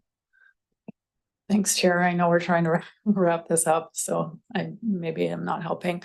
I just wanted to respond to Director Grieve's suggestion, just thinking about that. I would be supportive. I have a question around that. I guess my concern is based on what our manager of planning explained, that we don't really have a mechanism or a way in which to fund this beyond the $300,000. As listening to what Director Arbor said, that it's a long project, and in some ways we don't really have a clear picture of how we're going to do it. That maybe that money is better used now for projects that are closer in the timeline. But my question around that is, if we do not allocate the $300,000 now, can we still advance work on that priority, or is that work really contingent on the $300,000? Alana, if you're able to answer that question on the work itself, it is a board priority, one of the top two priorities in the active transportation network planning work. So Thanks, James. Through the chair to the directors. I don't know that I can answer the question, but what I can just reiterate is that we're always working on this priority. So if this isn't supported because of the pressing needs in the other areas as staff, of course, we understand that.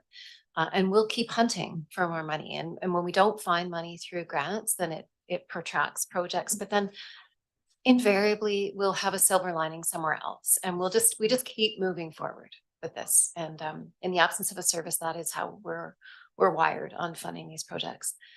There is obviously some benefit when we can go to other grant funders and say that we have some core funding for work that we can leverage other grants. So I would say that will be the sad piece here. But other pressures are big, so we get it, and we'll just keep pressing on.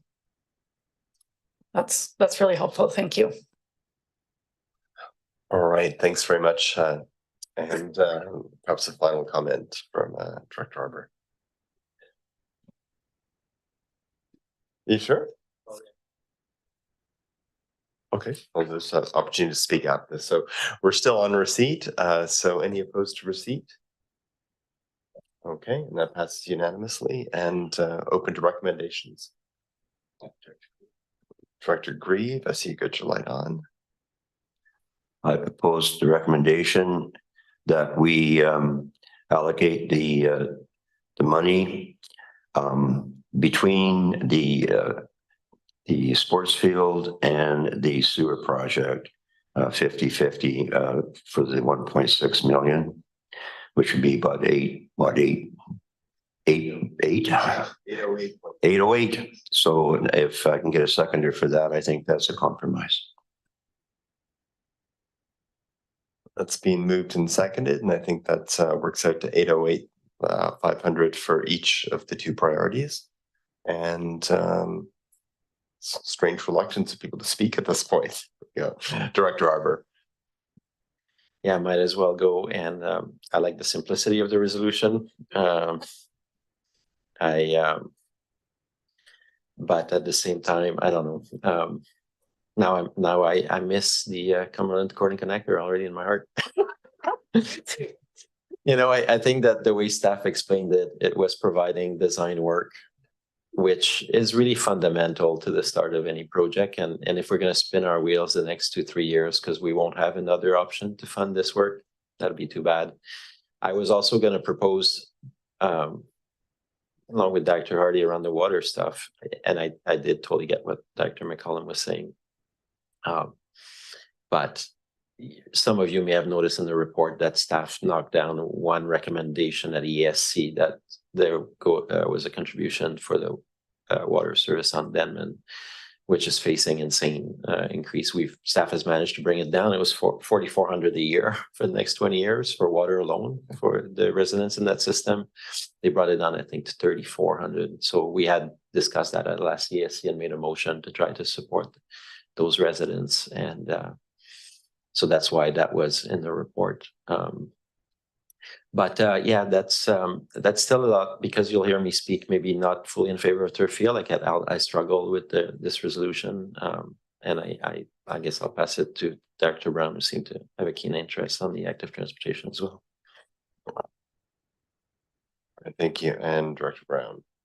Thank you. I appreciate the complexity of this conversation, and also joining the conversation a little late. So, but I do need to say that the connection between Cumberland and Courtenay is also our first priority in our active travel planning feedback that we get from our community. It is a very big need, and it is a complex project, though I hope it comes in under $5 million.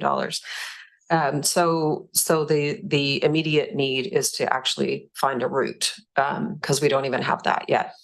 So even putting something towards that would be most helpful in getting people out of their cars and onto their bicycles most of the year. And again, just wanting to go back to using our money to make the biggest impact on our taxpayers. So if we're allocating hundreds of thousands of dollars to a project, but it really only reduces the tax burden on our residents by $5. I think there's a better way to spend that money, because I think $5 doesn't make much difference on an annual basis in a household.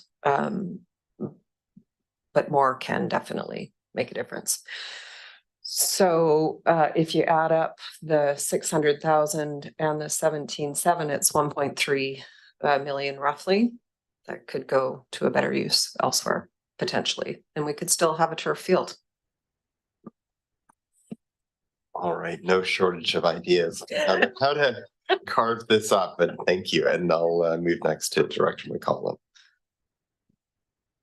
Yeah, at the risk of extending this further, I'm fine to vote in favor of the recommendation as Director Grieve put it together, but I am also reluctant to see no work proceeding on the third item. I think it would be a big benefit across the region, and it's definitely a project that I hear mentioned regularly too, even though I think it definitely has a bigger impact on residents in Cumberland. So I guess my question to staff is, and this is maybe not a fair question, but what would be required to advance design work as a dollar figure to ensure that we do have some progress on this if we were looking to give it some funding, but not $300,000. I don't know that we have an exact number for you on that. I can say though, and reflecting on what Alana said, because the board set this as one of the top 2 priorities for the Active Transportation Network Plan, along with the Royston School area project. It is work that will be done. We will be reporting back through the financial planning process. And like Alana said, it might protract things if we don't have some initial funding to advance things. But Alana's come back to the table, so I'm not sure if you have something more specific in terms of what would be more helpful. But certainly the work will be looked at, and we will be reporting to the board on the actions we'll be taking. Through James through the chair to the directors, I have a little help from my friend in the audience, Michael, who suggested that about 150K would be a reasonable start on some design work. So next step, as I mentioned previously, we're going to be meeting with the Minister of Transportation and your staff in the municipalities to firm up our preferred routing. As you might imagine, then we're looking at 2 options: one down the Courtney Connector, and then use of Small Road, and then also looking at the Cumberland Road option. And so with about 150,000K, we could get those, once we firm up with your staff and the Ministry of Transportation, some preliminary design work that would put us in a good position to make those additional grant applications for the real big capital dollars that would be needed. And I will say, because I don't want to seem like false pretense, this project will not be delivered anywhere under 5 million. And with everything, we're just seeing cost escalation. So I don't want to give you a misimpression there. These projects are big dollars. Thank you. Thank you for that bracing realism. And another way to slice things up, so just doing the quick math, that would be roughly 725 for the turfs, 725 for the sewer, and 167, following roughly what you were saying. So it's just another possible plan, although we have already a proposal on the floor. But Director Arbor. Yeah, thanks. I had it sliced up at 500, and then 150 for this, and then 250 for the areas for water rates. Trying to sneak one in there. I think we're getting there. I like that the Cumberland to Courtney Connector conversation is back on the table, because it's also intimidating. And if anything from tonight, I don't think I need to do that on the new business, but I think I want to highlight, for me, I really struggle with everything this board has identified. I don't want to become Mr. No for the rest of the term, but there'll be a big part of me that will have to do that if we're not able to impact the rates for things like the South Sewer. So, and I'm not, as you know, I'm not too excited about one of those, but you're getting close. I'm glad to see the connector back on the table potentially. Thank you. And the connector actually isn't on the table. We currently have the 50-50 split motion by Director Grieve and Director Grieve. Well, just a thought through the staff, can we not use feasibility study money? Seeing as we're still in the planning stages for the connector. Who wants to take that one on? James. Look at either Lucy or Kevin on the feasibility, the regional feasibility study funds. We'd have to look and see what we have in terms of reserves, and certainly that could be a consideration through the financial planning service. The financial planning process in January, February. Because I have it on good authority that the regional district's rolling in reserves. The reserves we have are aligned to the services that we're providing. We don't have extensive reserves for the regional feasibility study fund. We have services. We may have to fund those through requisition, of course. Okay. I see Alana returning to the hot mic, so I'm assuming you'd probably like to Lucy take. Oh, sorry, Lucy. Yeah. Okay, there we go. Thank you. I just think to summarize through the financial planning process to fund $167,000 or $150,000 to keep the project going. I'm confident we can do that. We can use funding in the RGS service. So I do think through tax requisitions, so we could raise the dollars and raise it through the regional growth, the RGS service. That's been really so there's a efficient. We way. started at 300 and then we went down to There's a way. 150, and apparently we can massage it through without that. Thank you for that flexibility. And Director Arbor. Thanks. Dr. Murray just tapped me on the shoulder and said, there's other sources of funding and for some of these things. And I think she's got a good point. She mentioned iced tea. And I have a little story about iced tea is that Elena and I went down to the Cowichan Valley last week to speak about the RGS. But while I was there, I learned that their region has gotten something like $6 or $7 million in iced tea funding in the last couple of years. Our region has gotten virtually zero. And so I think as a board, again, seeing a project at the Field we haven't even applied for a grant, right? For me, that's a concern when I see other regions that seem to have now we have had success on core infrastructure, like we got 30 million for sewage. So it's not like but I think for some of these things, we still are not lifting every rock that's out there. So that was good. I'll give credit to Dr. Murray for that comment. Well, thank you. And I'm just so pleased with like the innovation and cooperation and collaboration that's come out of this conversation. It's not an easy one, as we know, which is why we are having it for the third time. Okay, and Director Grieve, we still have your motion on the floor. I don't see any other lights, so I'll just call the question. And here's the motion. So 8085 to each, to the South Sewer and to the artificial turf. And that was put forward by Director Grieve and seconded by Director Kerr. And I'll now call the question. All those in favor? Any opposed? Okay. Richard, I hope I didn't miss your light earlier. Yeah, I'm opposed to the recommendation. Thanks. Okay. I've expressed my concerns in regards to the importance of trying to soften the tax burden on the rural communities with regards to infrastructure. And I'm going to stand behind that. Thanks. Director Brown, your vote was noted. Did you want to add anything? No. Okay. All good. Thanks. Oh, and sorry, was there anyone else opposed? Did I miss? Okay, great. I'm thinking as it's now 5:45. Sorry, Director Grant, I didn't see you. You're not used to me sitting so close to power here. Yeah, no, I'm just all of this as I watch it really talks about asset management to me and how it has not been done. And this is where we get to when we don't do it. And, I know we as municipalities took that on several years ago in a small way, but getting bigger all the time. And I think that when we're building projects, that asset management has got to be a part of that from here on in, because this is what's got us to where we're at. So I think it's just something to remember. Okay, thanks very much. Can we just clarify, Director Arbor, were you in favor or opposed?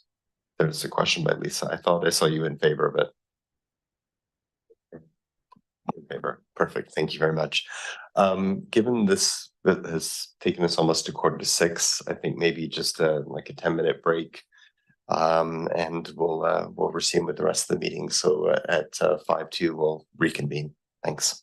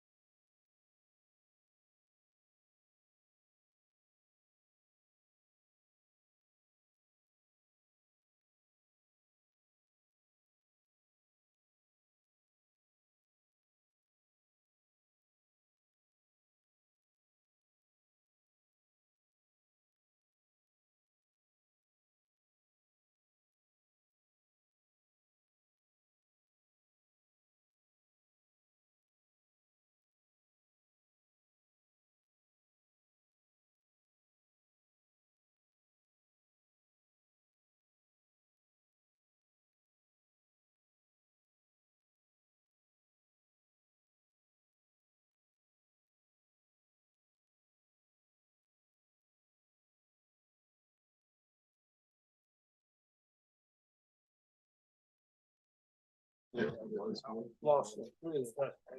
I think we'll try and get started again in about a minute or so.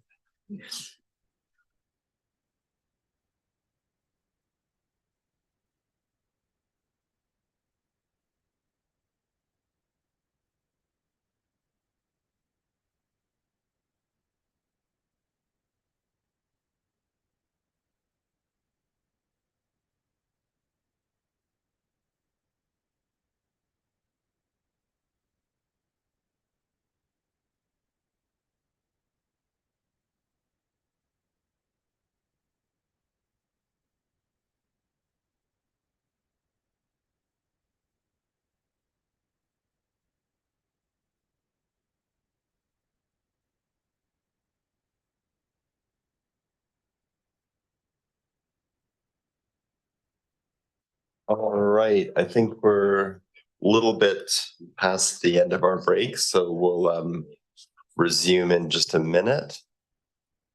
And I see Lisa's already ready for the next item. So the next report is considerations for functions 450 and 451 for the 2024 financial plan. Thank you very much. And a seconder on receipt.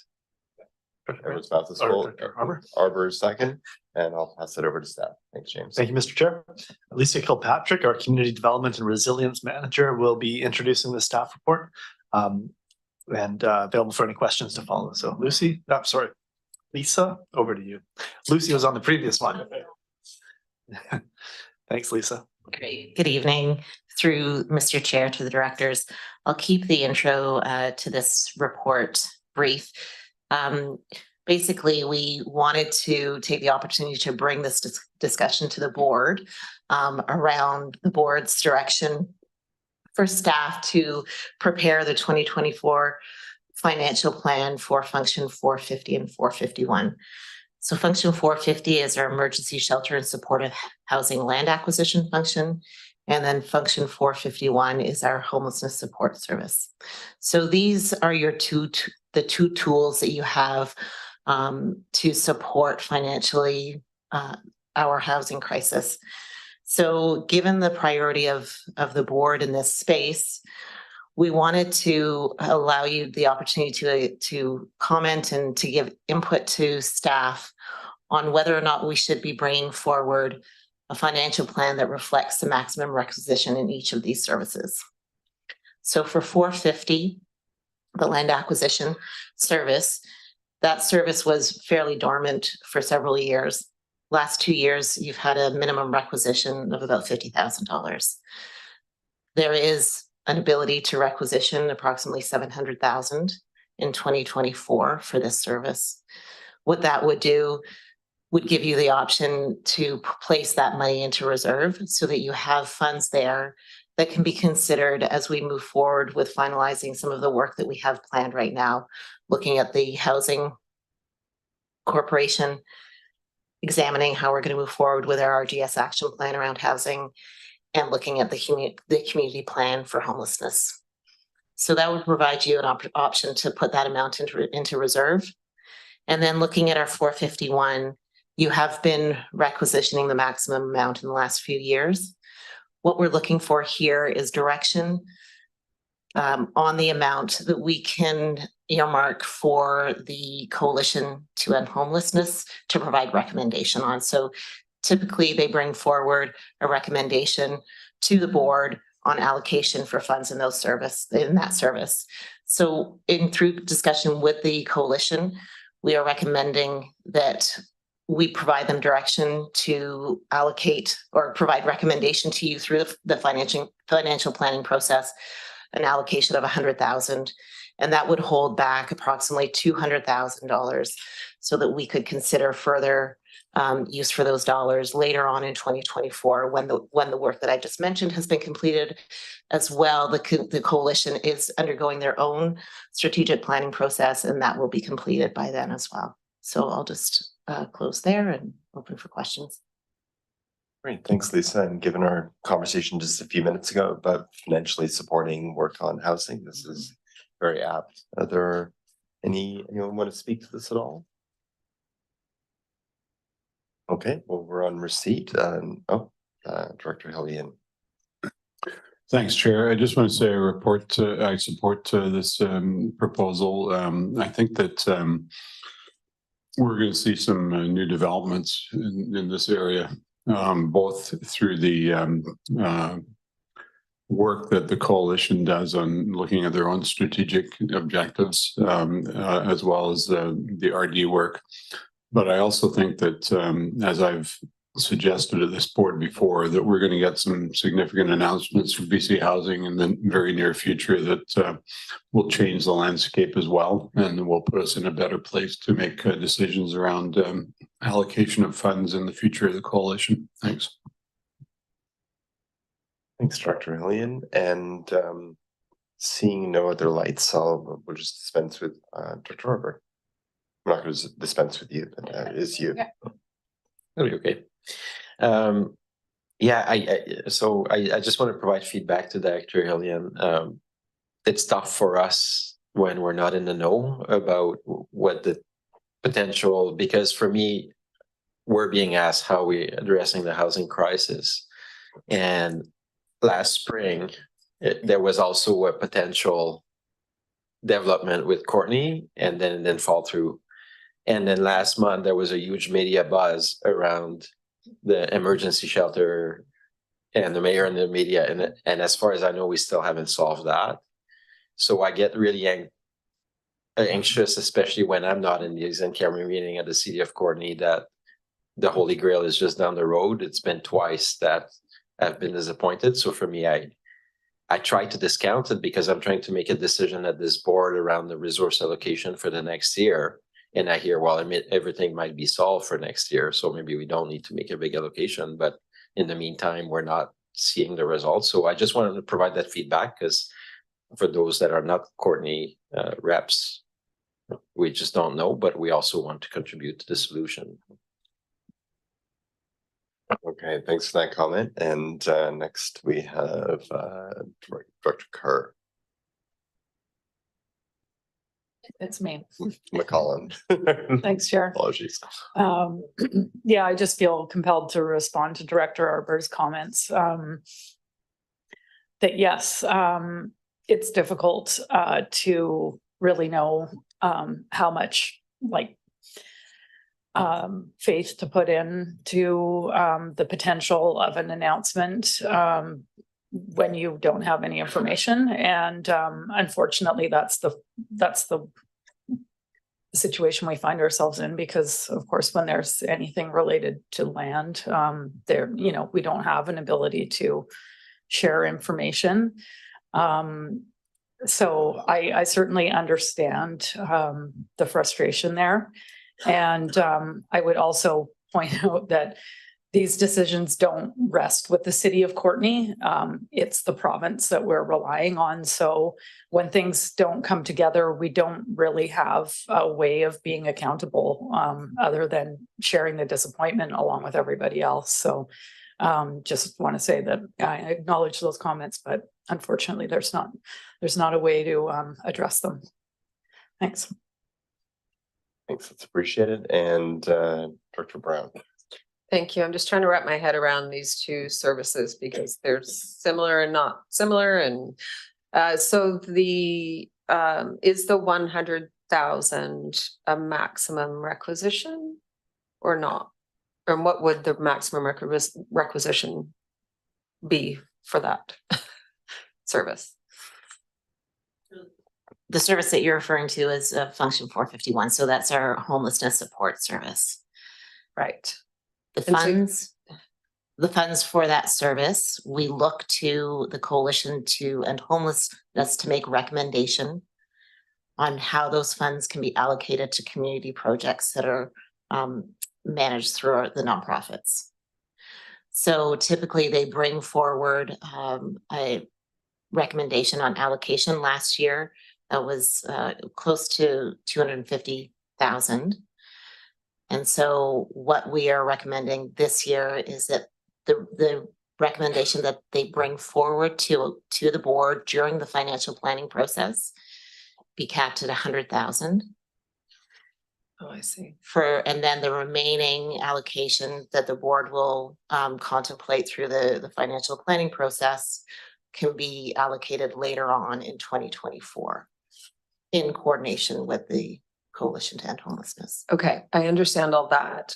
What I'm trying to get at is what the maximum, so the one maximum requisition is 700,000 for whichever service that is.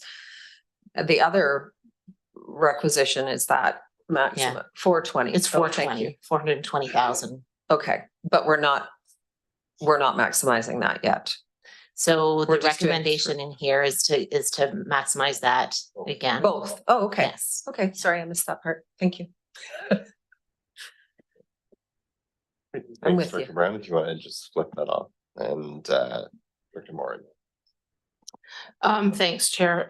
Yeah, Director McCollum, I think basically answered the question around, I would just add in terms of the in-camera information, we would have to go through the same thing here as a board.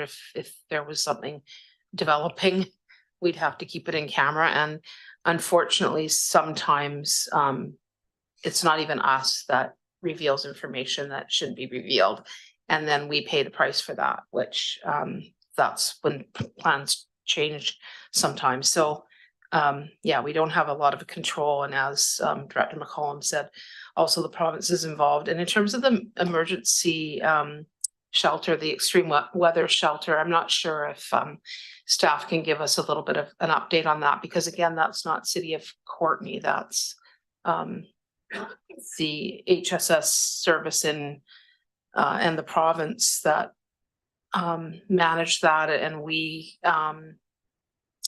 you know, we're helping try to find a location, but I don't know if that's possible for a little update on that within this discussion.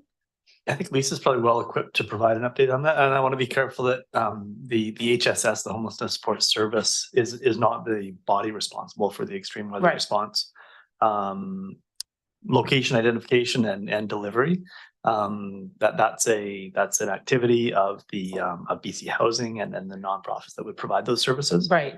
Okay. So the CVRD board did commit to provide some unallocated funding from its homelessness support service to augment some of those funding, those opportunities, to cover some expenses that wouldn't be covered by BC Housing. But it isn't the CVRD or the HSS service that delivers on those activities. Well, that's why it would be good to have clarification, because I've heard quite a few different versions of this. And I know that it isn't Courtenay, and we're getting a lot of the feedback towards us. Thanks. All right, thanks. And thanks for that clarification, CAO and Director Arbor. Yes, I must admit, thanks, Dr. Moore, for those comments, and staff as well, because what I saw was a flurry of media by the mayor of Courtenay trying to identify location. Somehow the visitor center got in the news. I don't think that was supposed to be the case. So I just want to acknowledge that whatever happened there was a mess. And I don't want the CVRD and the service and the diligence by which we're trying to approach things to be reflected by what happened there. And maybe there's some lessons to be learned at the leadership level around how that unfolded. Thanks. All right, and seeing no further comments, we're still on receipt. So any opposed to receipt? Okay, and there are two recommendations. Move one. Okay, moved by Hillian, seconded by McCollum. All those in favor? Any opposed? And that passes unanimously. And the second recommendation? Okay, Hillian and Arbor, and all those in favor? Okay, that passes unanimously as well. And we will move on to the next report, which is the e-bike share pilot and subsidy information. And I'll pass that over to our CAO. Thank you, Mr. Chair. Mike Zbarsky, our manager of transit facilities, is here to present the staff report and also introduce our guest, who has very patiently sat through the board meeting thus far. So, Mike, I'll turn it over to you, and then carry it on. Yeah, thanks, James. Through the CAO and the chair to the board, We do have David Holzer from BCAA and also Leanne on Zoom from BCAA. I'll just do a little quick intro and then pass it off to these guys. So as some of you probably know, greenhouse gas emissions inventory last year identified transportation as the #1 source of emissions locally. Stats Canada also reports that private transportation is the #2 household cost in Canada, average cost in Canada. And because of these and other factors, we've been doing a lot of work around mobility and transportation. And last year we completed the Comox Valley Mobility Primer to help facilitate a move towards more sustainable transportation modes. Out of that piece of work, the board directed that we develop an electric bike share program and also explore electric bike subsidies. In regards to the subsidies, right now we are currently monitoring the provincial e-bike rebate program that was launched this summer, and also looking at some research coming out of UBC around the Saanich and I believe it's Nelson's electric bike subsidy programs. And then so for the e-bike share, we've been working very closely with David and Leanne at BCA to explore bringing their Evolve bike share program here to the Comox Valley. And with that, I'll pass it over to David to give the presentation.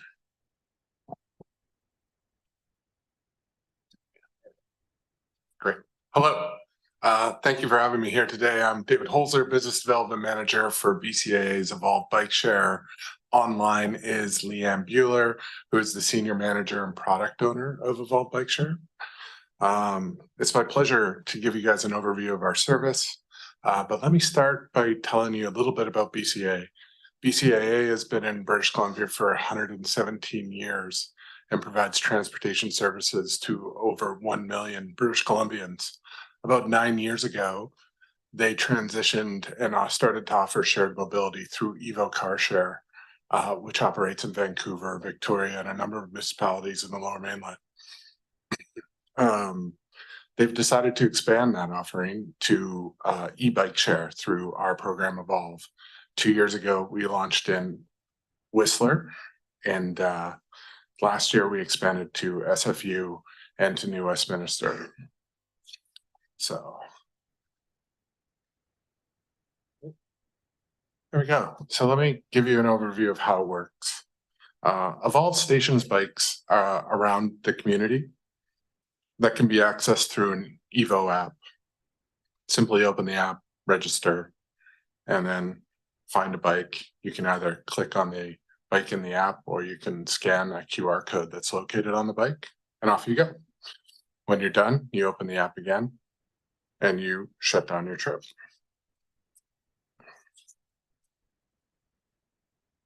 The app comes with links to customer service, that is 24/7 call center. You can also send emails or chat with us online. We offer affordable rates of 35 cents per minute, $12.99 per hour, and $1.25 unlock fee per trip. We have monthly subscription rates for frequent users that lowers that per minute rate to 10 cents a minute.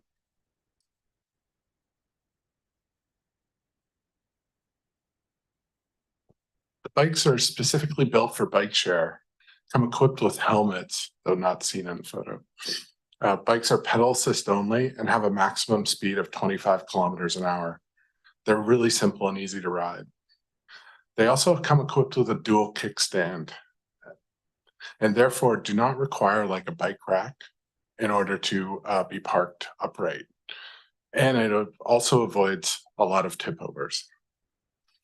The other important feature is the swappable battery. This eliminates the need for any charging infrastructure to be installed in the community. Combined with the dual kickstand, it gives us a lot of flexibility about finding places where the bikes can be parked. The e-bikes also come equipped with the most important feature, an IoT device that is connected and has GPS that allows us to monitor the bikes remotely. Here's some examples of our Evo app where riders can register for the service, start, pause, end their trips. The app will show the parking zones as well as the available bikes nearby, And it'll also display messages if the rider parks incorrectly. How we envision the program working on the CVRD, we're proposing 75 bikes that will be distributed between Courtenay and Comox, available 24/7. We plan on operating year-round, increasing and decreasing the fleet seasonally, and pausing operations if there's snow or ice. We propose a station-based system throughout the two communities using geofenced parking zones that can be strategically placed throughout the communities. We can set up the parking zones anywhere, move them on demand. We can also set up temporary stations for events. Station-based systems means that riders cannot end their trip outside of a parking zone. We use station-based systems in Whistler, SFU, and New West. Less than 1% of our trips end outside of us, well, try to be ended outside of a parking zone.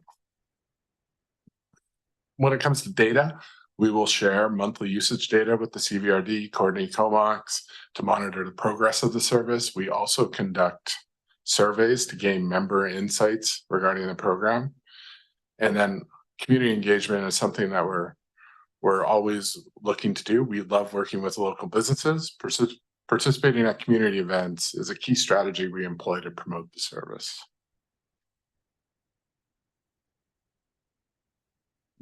This is an example of what a station-based system could look like. The goal is to provide convenient access to the system for residents and visitors. We will work with staff to identify potential sites throughout the two communities to create a network of geofence zones.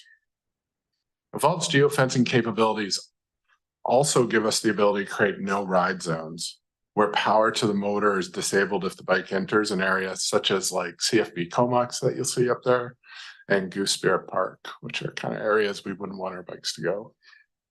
We can also create slow ride zones where the speed is reduced from 25 maybe to 15 that can be instituted in any kind of busy multi-use trails in the community. Oh, perfect.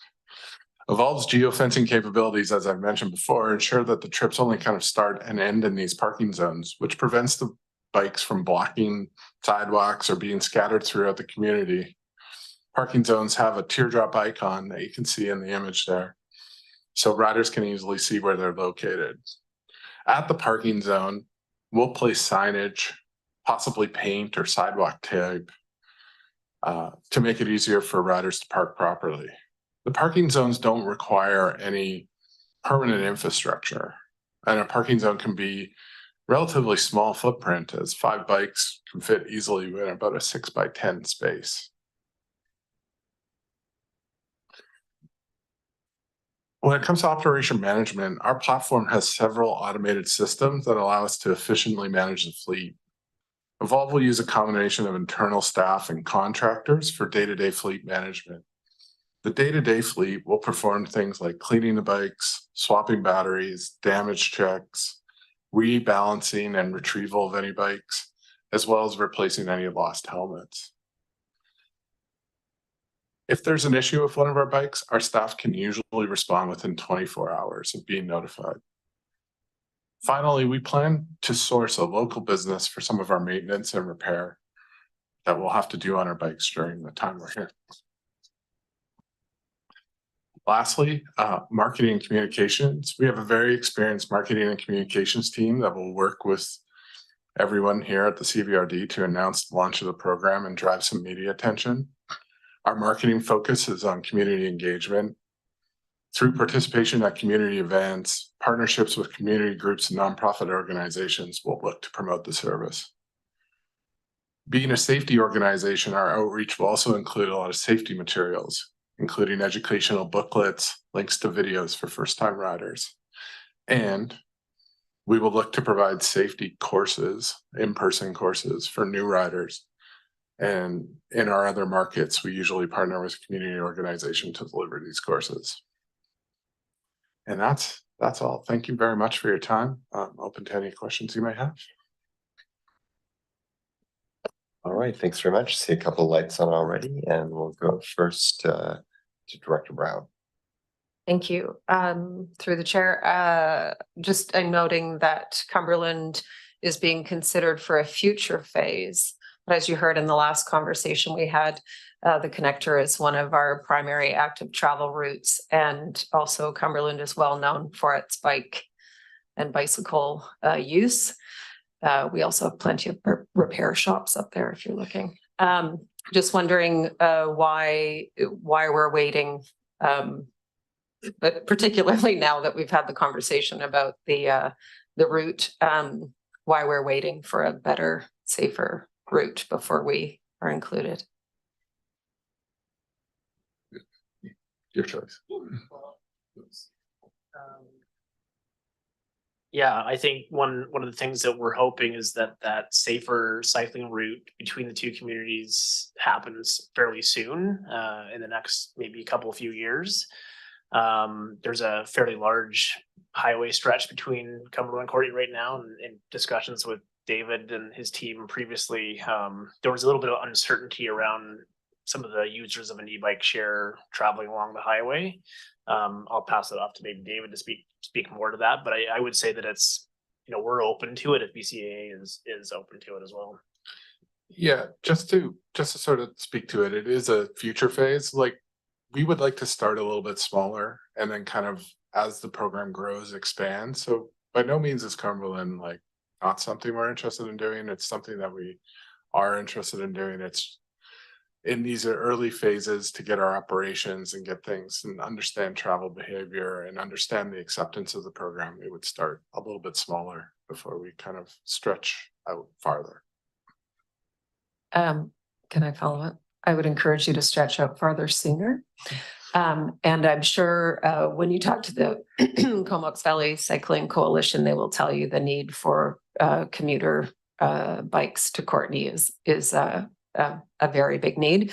And the route that people use is not the connector, it's Cumberland Road, and just the top part of the connector, which is very well used by cyclists of all sorts. Thank you. All right, thanks, Nikki. And Director Arbor. Yeah, thanks. That was a surprise of the night or of the weekend to see that in the report. And I want to thank the elected officials at the stable that actually lobbied for this starting 3-4 years ago, and really encouraged the system to come into play in the valley. And it's really nice that BCA and yourself have the interest to come to the Comox Valley. That's really awesome. I do want to show support for my colleague next to me. I think that to not put at least a couple bikes in Cumberland for local use as part of the lounge, it's the capital of biking and mountain biking and in the world. But anyways, I think I look at that for the next phase, because you'll be busy with the next phase. So you should put Cumberland in.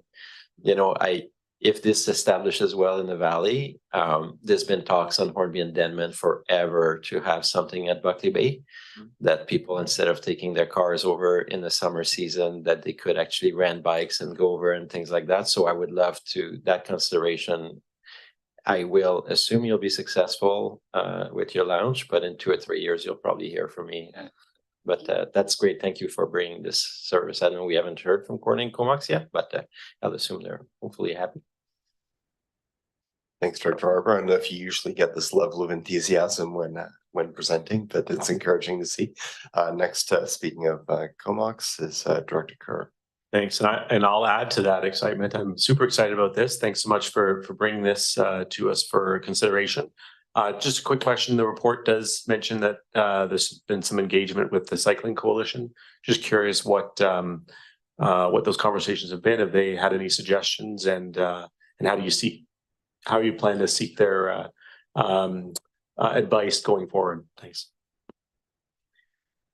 Yeah, so we've not really had detailed conversations with the Cycling Coalition yet, but we have mentioned that this is something we're pursuing. They're keen, they're supportive. They've sent us emails very recently, offering to assist in any way that they can to promote it, to offer educational programs.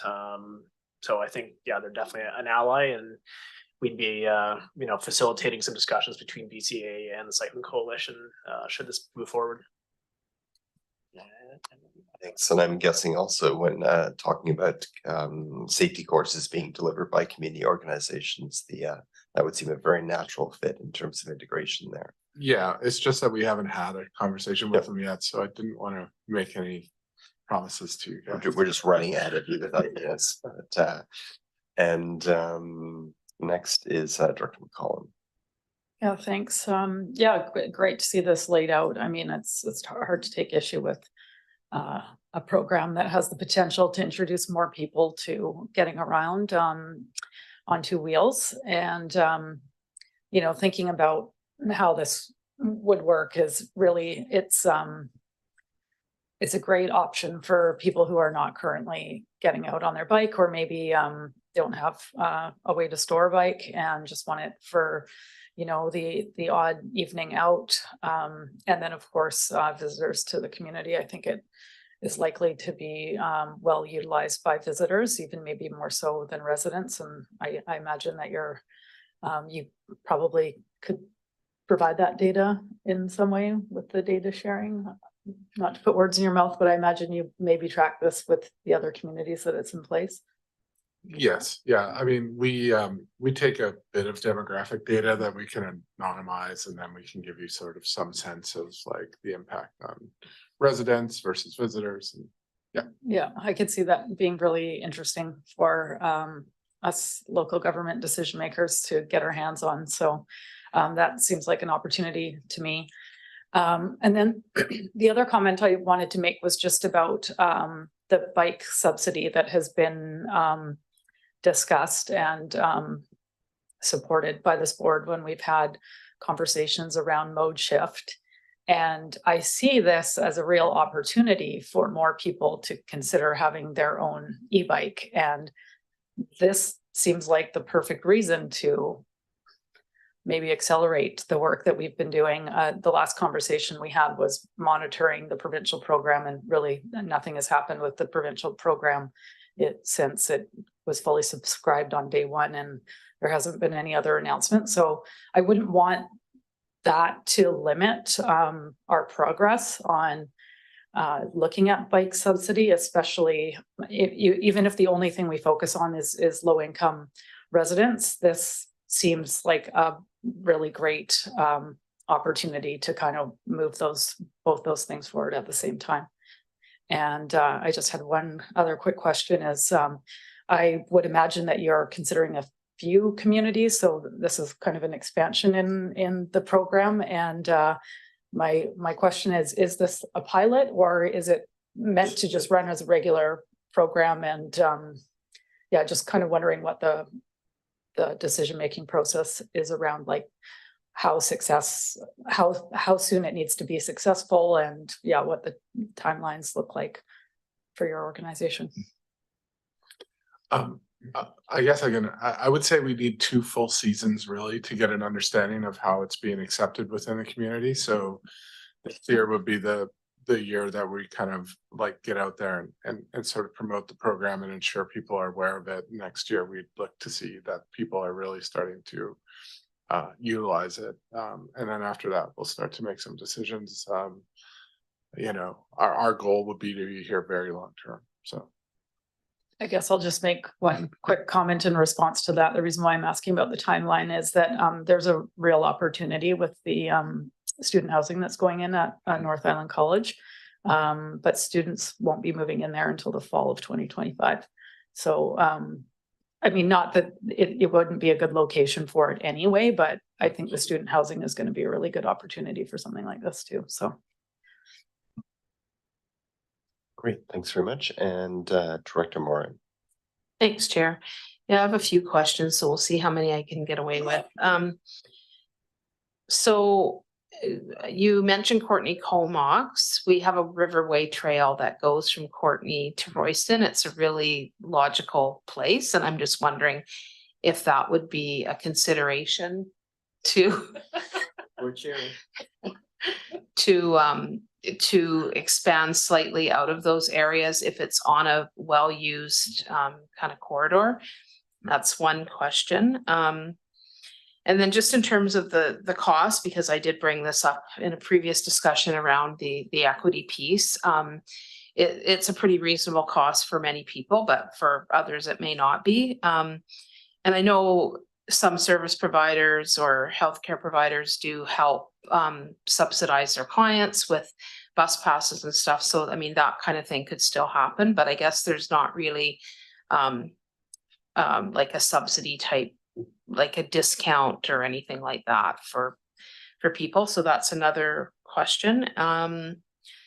And well, I had a question, what does success look like? So how do we know that it's successful? You have your I guess your numbers game that tells you whether it's a viable service going forward.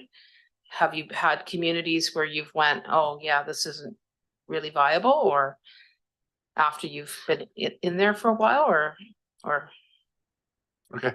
yeah, those Yeah, there's thank you. three Thank to you for start. all three of those questions. I'm going to save the viability one for last. I'll Okay. talk about the equity. We do offer equity programs. Generally, what we do is we partner with a community-based organization that's Perfect. servicing those communities, and we work with them to help find individuals that might want our service. And then that 10 cent a minute rate that I referred to with subscription rates or like a monthly pass, we would offer that without the monthly pass to those qualified individuals.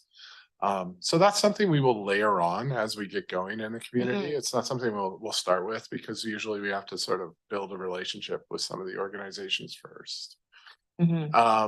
And then there was the question about slightly outside of court. Yeah, so when I first looked in the valley here, I was like, oh, this Royston place looks really interesting. I wonder what we should do. I think what we will do is we do believe in launching a little bit small and growing the program before we kind of spread our wings. And what we'll see is that if that pathway is, I think you correctly pointed out, is popular, we'll see people ride the bikes outside of the zone. And then we'll start to say like, oh, maybe there is enough demand for us to start thinking about doing something along that pathway. So it's not out of the question. It's just sort of our approach is to keep it small, where we're pretty confident we're going to see a lot of rides before we start to stretch it a little bit. And then the final was the viability. So we're relatively new, right? We've only been around for 2 years. We've now been in Whistler for 2 seasons. We just started in SFU in the fall. We launched a couple of stations in New Westminster this fall as well. Our goal is to provide more transportation services to British Columbians as BCAA. So we are definitely in it for the longevity of it. Finding markets like this and making them viable would be really excellent for us long term to be able to spread to other communities. So, well, I don't have a specific answer of what's it going to take to be viable. I would say this, that we are very, very hopeful that this market will work. We think it will. And if it does, it actually gives us a lot of opportunities to expand our services to other places in British Columbia. Right, and I guess with that data gathering, that will help inform what might need to be adjusted to make it more viable as well. If you're getting feedback about different areas or whatever. And sorry, just one more, and that's just around well, maybe 2.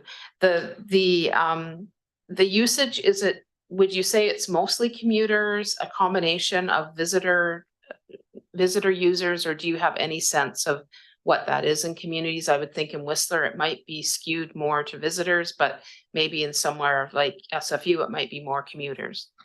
Yeah, every market is really unique, and this is the one thing that I can't stress enough, is that it'll be interesting to see how people in this community will take full advantage of the program. It is not the same from market to market. Right. At SFU, they have a particularly long campus, and you have to walk from one side of the campus to the other. Our bikes provide a more convenient way. Yeah. So most of the students live on one side of the campus.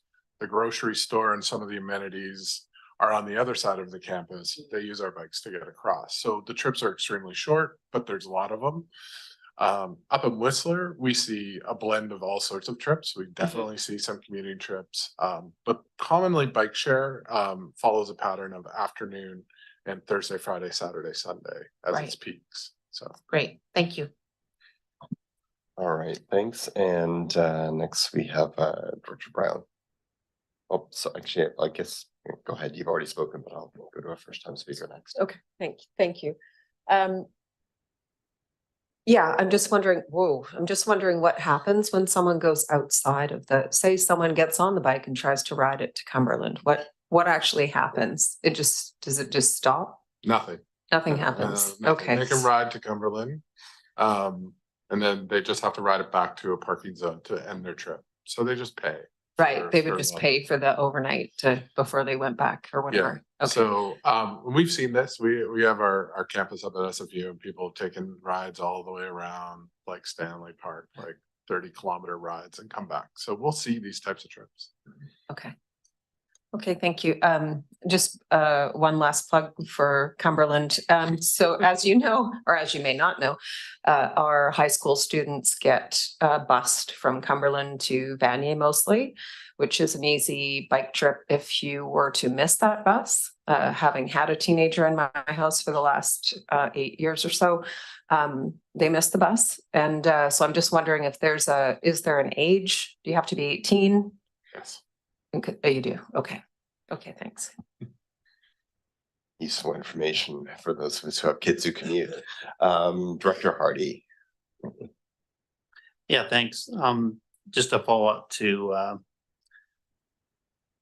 Director Vicky's questions. I guess I'm just trying to understand. We just had a conversation about the transportation connector between the village of Cumberland and the city of Courtenay. I'm just trying to understand why this pilot program or project is with the city of Courtenay and the town of Comox.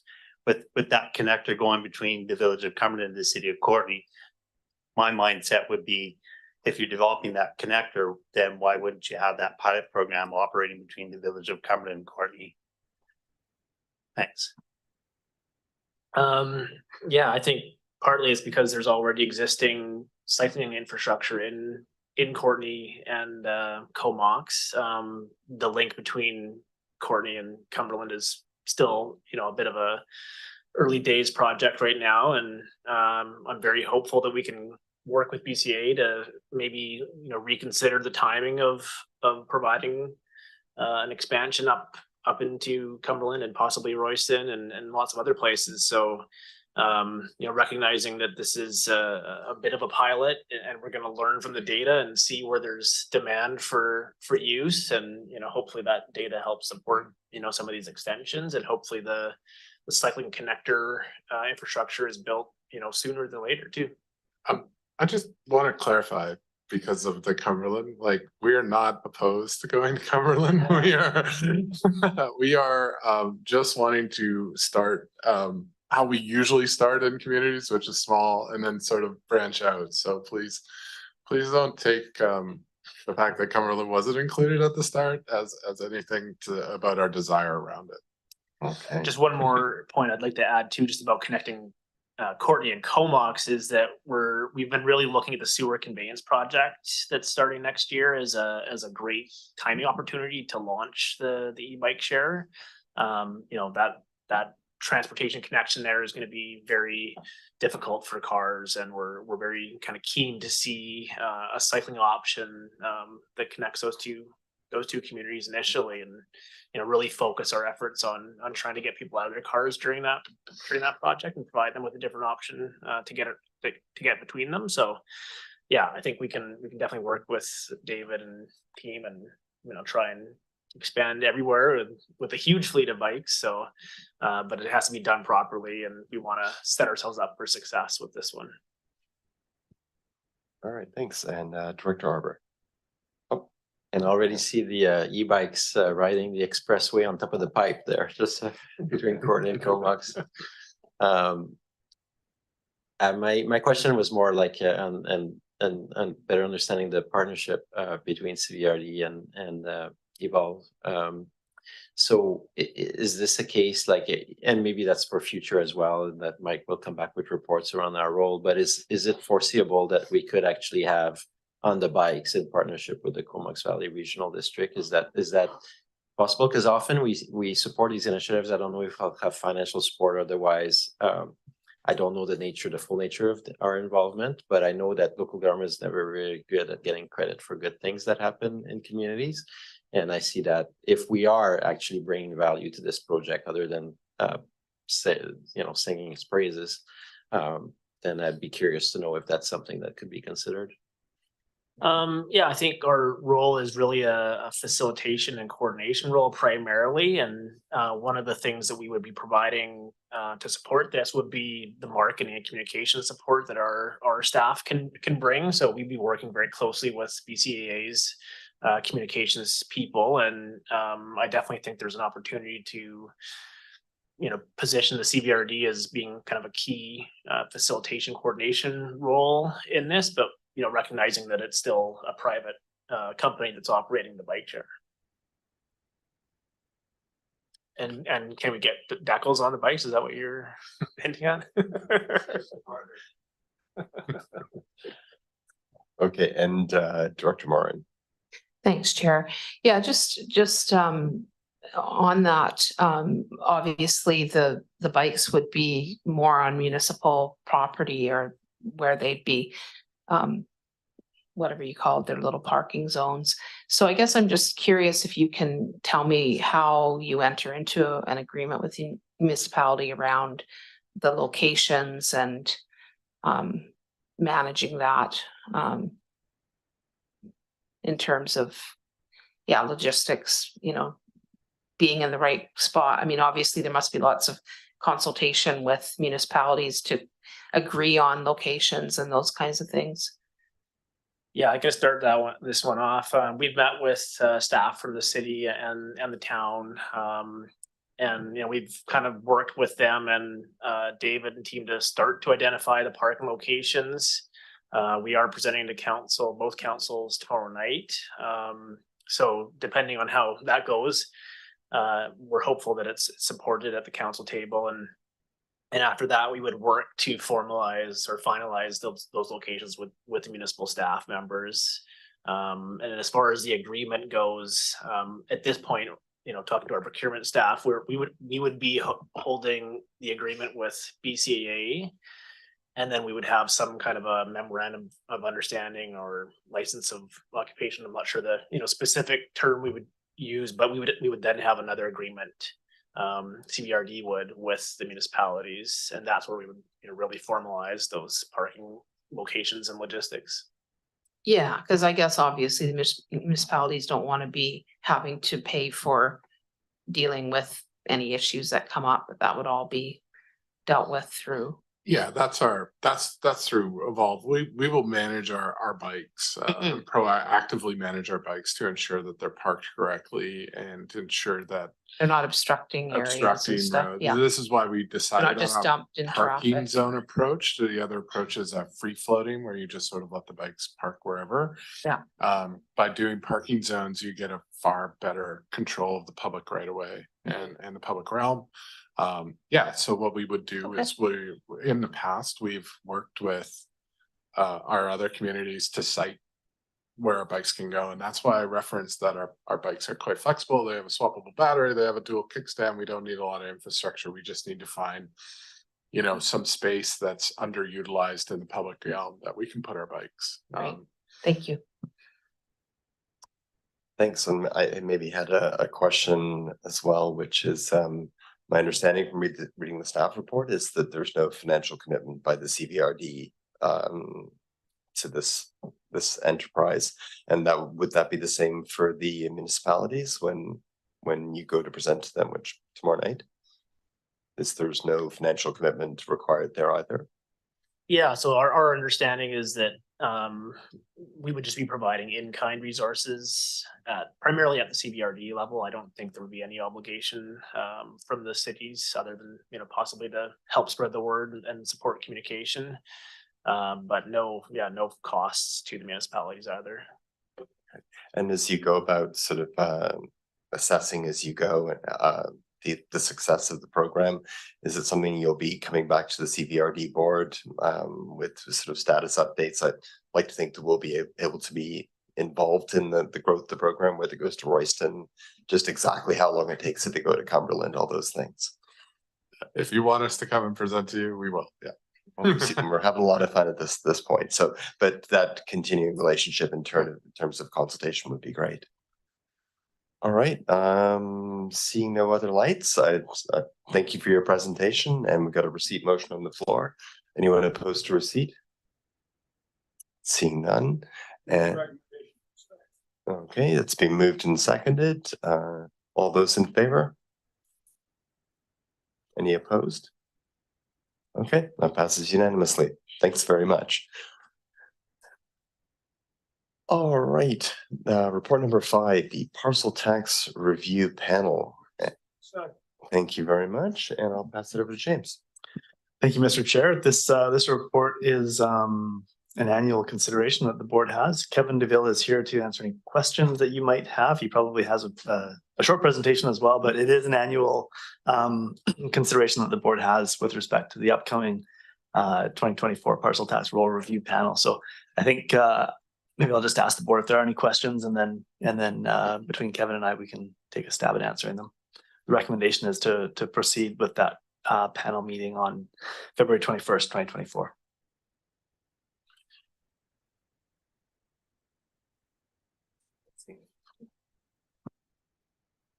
Thank you, Director Grieve. I'm sorry, through the chair to the CAO. Do we not normally appoint the chair as well?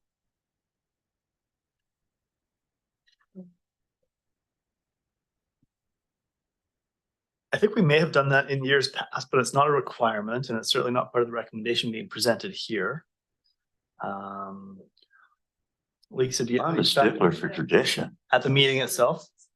First order of business at the meeting itself is when the chair is selected. Okay. All right.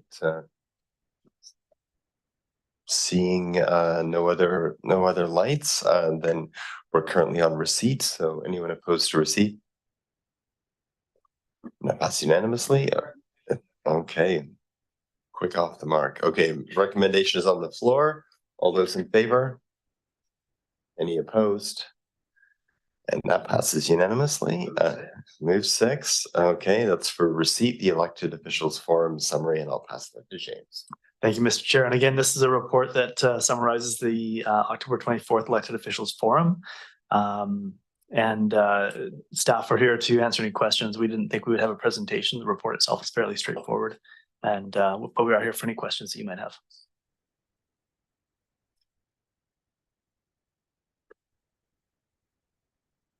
Okay, seeing none, I'll just say thanks for the report, and we'll move on to so we had a motion for receipt on the table. Any opposed to receipt? Seeing none. Okay, and we'll move to report number 7, the Comox Valley Rec Commission, and we'll start off with the minutes for receipt. Moved and seconded. Any opposed? Seeing none, and there is a recommendation.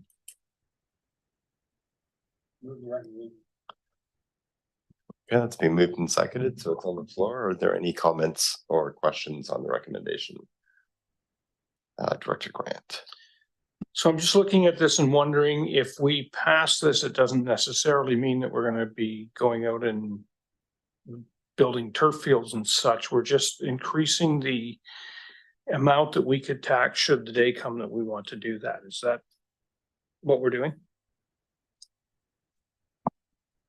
So this recommendation is to amend the service establishment bylaw, and it would enable the short-term borrowing that was contemplated and supported at the commission meeting a couple of weeks ago.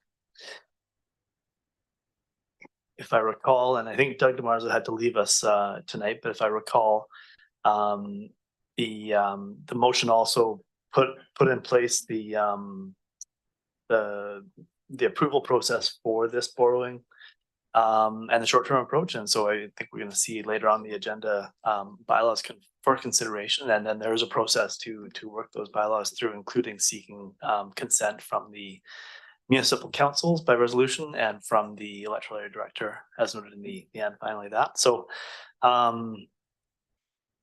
what I don't have a specific answer for you on, and I'm not sure if maybe Lucy or Jake does have this, with respect to subsequent decisions for the commission to make on the turf project itself. The commission did decide to proceed with option A, which was the turf in that form. Yeah, it was a split vote though, and it certainly wasn't unanimous. And so, I don't mind actually increasing the requisition to people to take the money when we want to. We're going to have to do it anyway. What I don't want to see this as an endorsement that we're going to go ahead with our whole rec strategy before we actually know where we are with taxation and other such things. Yeah, I'm looking. Sorry, sure. I'm not sure if you want to respond to that.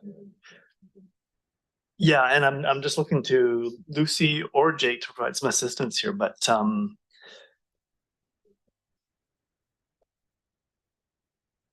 the discussion at the commission meeting was to support that option A in the staff report, which was the turf. It was to support the 5-year short-term borrowing to fund the construction of the turf, and you're right, none of this was done unanimously. And there was then also the mechanism, this particular motion here, to amend the service bylaw. Lucy, do you want to speak at all to the process by which we would proceed with the construction and how that would play out and how that factors into our financial planning process as well? Okay, for sure. So through the chair, the report that was before the Comox Valley Recreation Commission, as the CAO has identified, it allows staff to move forward with that option A. So they will continue to work on their detailed design. So that's their next step. So they will proceed to move to that next step of that project. The recommendation number 3 coming out of that meeting is what we are addressing here at this item 7, which will raise the max levy for that particular service. This particular project, how it relates to the 2024 budget, all of this will be layered in the 2024 budget. Given that the work is progressing, staff have been given the green light to go to keep moving along with this project. As you bring forward our 2024 budget, and of course that gives you that holistic look at all the services that are out there. If at that given point in time that this particular board wants to be putting a full halt to that project or delaying it or having some other considerations, that is the discretion of this board. As projects progress like this, as you know, it's with it moving to detailed design, it's going to have that Class A estimate. You're going to have a further refinement of costs. There are some additional major stages that the project will go through as well. So hopefully that answers your question at this point. Did you want me to clarify any piece further or if Jake has any other? Okay. Thanks, Lucy. And next is Director Arbor. Yeah, thanks. My preference would be to defer this motion until we have a better sense of our overall opportunities, if we may call it, of the choices that I think this board has to make in due time. So I would prefer to defer until we do that.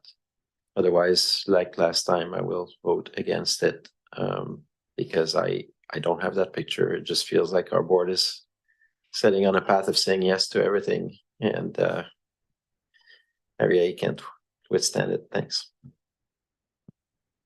Sure, I can speak to the deferral, and certainly the board is more than able to defer this consideration, this particular motion here.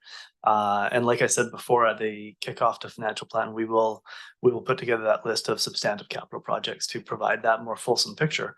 There's a consequence to that, and that was discussed in the staff report that came to the commission a couple weeks back, and that is with respect to the escalating costs. By following this particular timeline and approach and pursuing this short-term borrowing, the costs are presented as such, and if you recall, there was an escalation of costs by delaying. So certainly the board can defer and choose to make that decision, and just being mindful there's an impact to that potential deferral. Did you have a follow-up, Director Harper? Okay. Oh, okay. Well, I'd like to refer back to the previous item around the elected officials forum, and I have to echo caution as well, because what it did say about that was the elected official forum in the last page says that there's going to be a need for trade-offs with other local government services, i.e. new hockey, swimming, soccer, etc.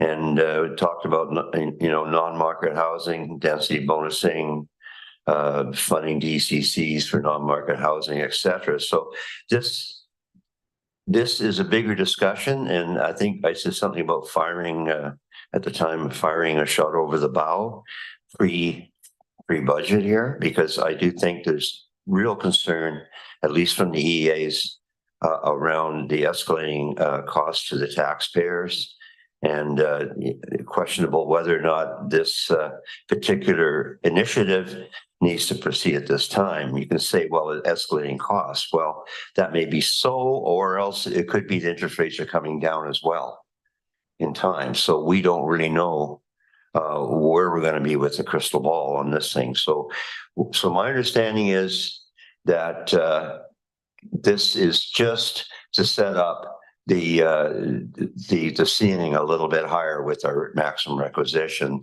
so we have dry powder in our powder keg when we need it. But I do think that Director Arbor has brought forward a fairly good compromise, in that let's defer this until we get into the budget discussions, because it's going to be a lot more detailed than we have time for today. All right, thank you, Director Grieve, and I'll take this to Director Hardy. That's the first time speaker. Thanks. I'm just trying to wrap my head around the discussion we had earlier with regards to the turf field and that approval of spending 800,000 or whatever it was, and relating it to this. Are these two separate items in regards to the services that are being provided here? No, the Growing Communities Fund commitment would be for the artificial turf field, and this motion speaks to increasing the maximum requisition under the track and field service to fund the artificial turf construction in a short-term borrowing manner. So they are related to the same project. Okay, so if they are related and there's 800,000 or whatever that value was that the board agreed upon, is that taken into consideration of the 1.69 million that's being referred to here? I would think that if there's an agreement upon the community grant funds of $800,000 going towards the turf field, with the 1.6 get dropped down to 800,000, or is it still 1.697? Thanks. So the 1.697 in the motion there, that's the maximum requisition that we could collect under this service, and it would be up to that amount that we'd want to collect to be able to start paying off the short-term debt. The 800,000 from growing communities, if it's applied to this project, it reduces the amount that we actually have to borrow. And I couldn't tell you if the maximum requisition would still have to be 1.697 or some lesser amount, but this motion is based on the financial projections given to the commission at the time, and it wasn't considering the Growing Communities Fund. I can say that maximum requisitions are set and don't always have to be achieved when we actually go to taxation. We don't have to collect 1.69 if we don't have to. We would build a financial plan that reflects what is needed. So if I could just do a follow-up. So in regards to, again, that 800,000 that's been agreed upon to go towards the turf fields, is that going to reflect upon that 1.6 moving forward then? Like when we go to chat about the budget later on in life?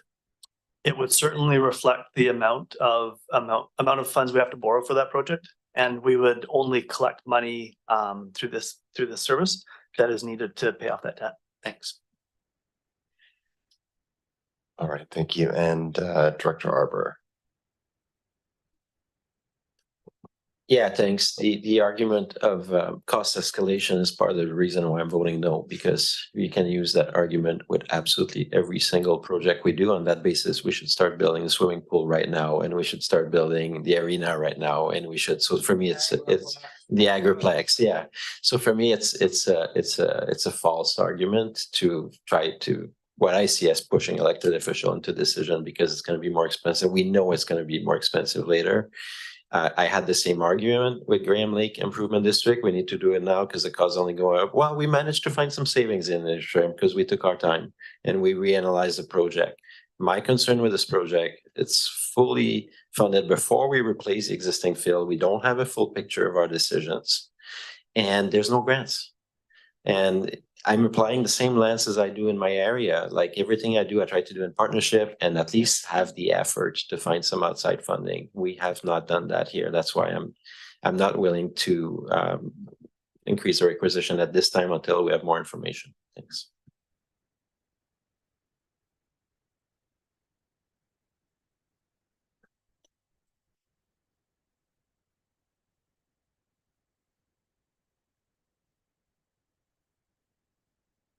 Just confirming with staff as to whether there have been any funding applications for outside grants. We have. So with respect to looking for other grant opportunities, I can't specifically say that we've identified every opportunity. We're always on the lookout. I can't say that we've looked at every single opportunity, and that would be certainly something we can continue to search for. If Lucy has more to add, then please do. But I don't know that we have much more to add there. I don't actually have anything else to add from a grant perspective. Kevin, do you? Yeah. I just had a further point on the timeline of this project related to the increase in the max levy, but whenever you want me to address that. Do you want to just do that now, given it's referring to previous comments? Yeah, sure, as long as that's okay. I just wanted to point out that the increase to the max levy for this particular service would need to be in place for 2024 budget in order to be able to continue along the timeline that they have currently mapped out. It is set to go to construction next year. So the debt right now, or the debt we're planning for 2020 will come on 2024, short-term debt.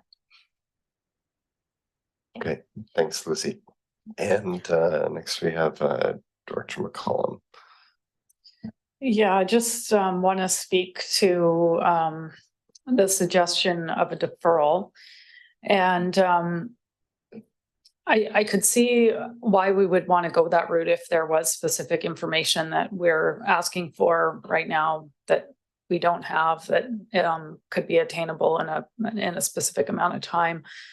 But from listening to Director Arbor's comments, it's more that the current situation around this project is not agreeable or supportable, which is fair. But I don't see how deferring this decision is going to change basically the points that he's spoken to. So the deferral, it just doesn't really seem like the answer here. So I guess my question to staff is, if the recommendation is passed and it doesn't have the support that it needs from each of the municipal councils and electoral areas, what happens after that? So if the motion is passed, we would then reach out to the municipal councils and to each electoral director, seek those consents. For the municipal councils, it's by resolution. For the electoral area directors, it's in writing. And if we aren't able to receive 2/3 of the participants consenting to this bylaw amendment, we would have to come back to the board to report on that, and then the board would be in a position to either proceed with perhaps an AAP or referendum, or abandon the amendment approach at that time. Okay, thank you. All right, and Director Breed. I'm just making sure I got this right. So if we go, we can vote, one person, one vote on this motion and it goes forward. First item under bylaws and resolutions, you're going to need the support of all three of the electoral areas. And that is not in any way, shape or form guaranteed at this point. So I think the best thing is to defer it because it's not going to go any further than that otherwise. Thank you.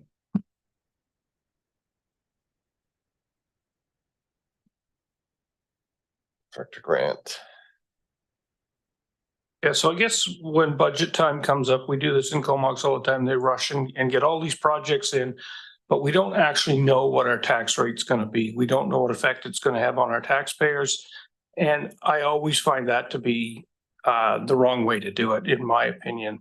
I think that if we defer this until after we have a better idea of what that's going to be, you may well find that it goes through or it may not. But I think that I don't think it's really fair to do it the way we do it. We just always do it that way. And to me, it's always backwards. All right, so if I remember correctly, we've dispensed with receipt. We have the recommendation on the floor. And no, we're on the recommendation, are we not? Yeah.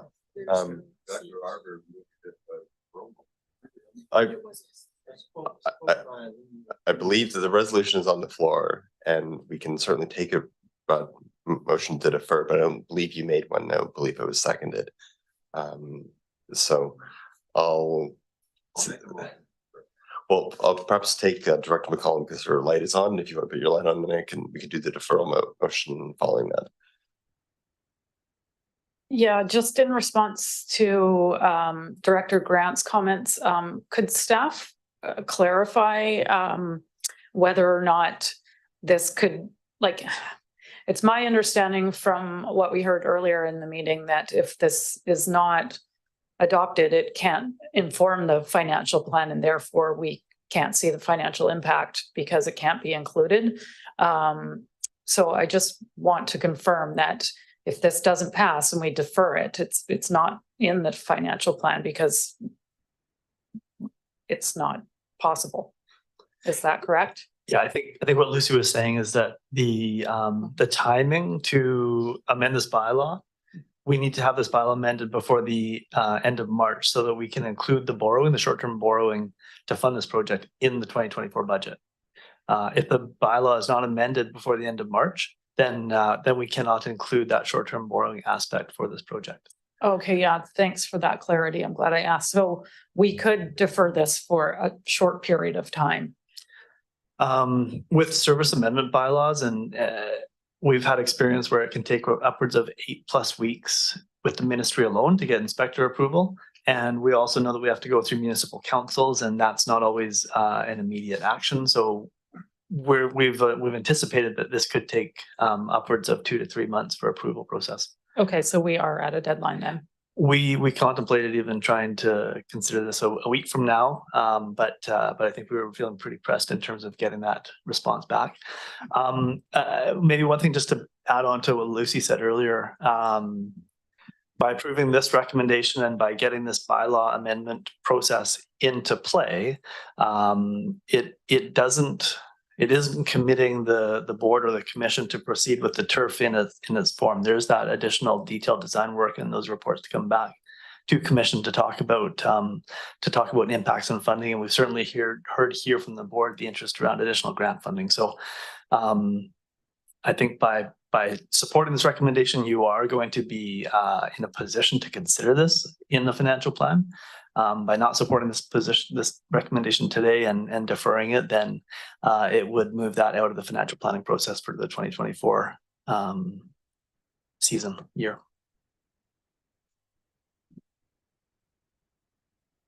All right, and so the motion is on the floor. If anyone wants to make a motion to defer, then this will be the time. Yep. Absolutely. Not sure that I exactly caught. So what you're saying is if we approve this, particular recommendation, then that doesn't necessarily mean we want to go ahead with the field. It's just giving us the opportunity to go there through the financial plan. Am I correct? Yes. Okay. All right, thanks for that clarification. And Director Grieve. Procedural, more clarity on that. So if it does go forward and we approve the bylaw, then it is going to be at all votes after that, or one person, one vote again. Or the, because this is the only hammer we have at electoral areas to quash this initiative right at this point. So with respect to the participating area approval, that is a 2/3 requirement. So 2/3 of the participants have to approve and consent to the amendment of this bylaw. And as for service establishment bylaws and resolutions with respect to those are corporate votes. So one person, one vote. So what I see here in the bylaw part is you've got consent by area A, consent by area B, consent by area C. And then City of Council of Courtenay, or Town Council of Comox. And then the approval of the inspector municipalities.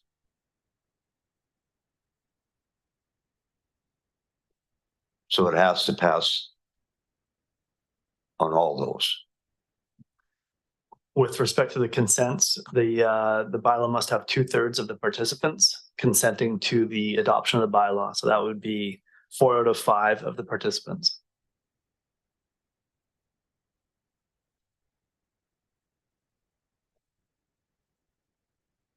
Did you have a follow-up, Director Grieve?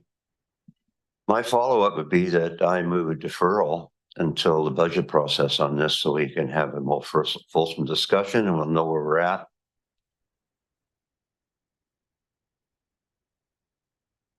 Otherwise, I will be voting against it at bylaw time.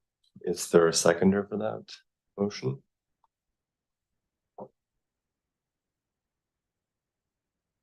All right, so that motion is not on the table. So we're back to just the recommendation as written. Are there any final thoughts or comments on that before we go to a vote?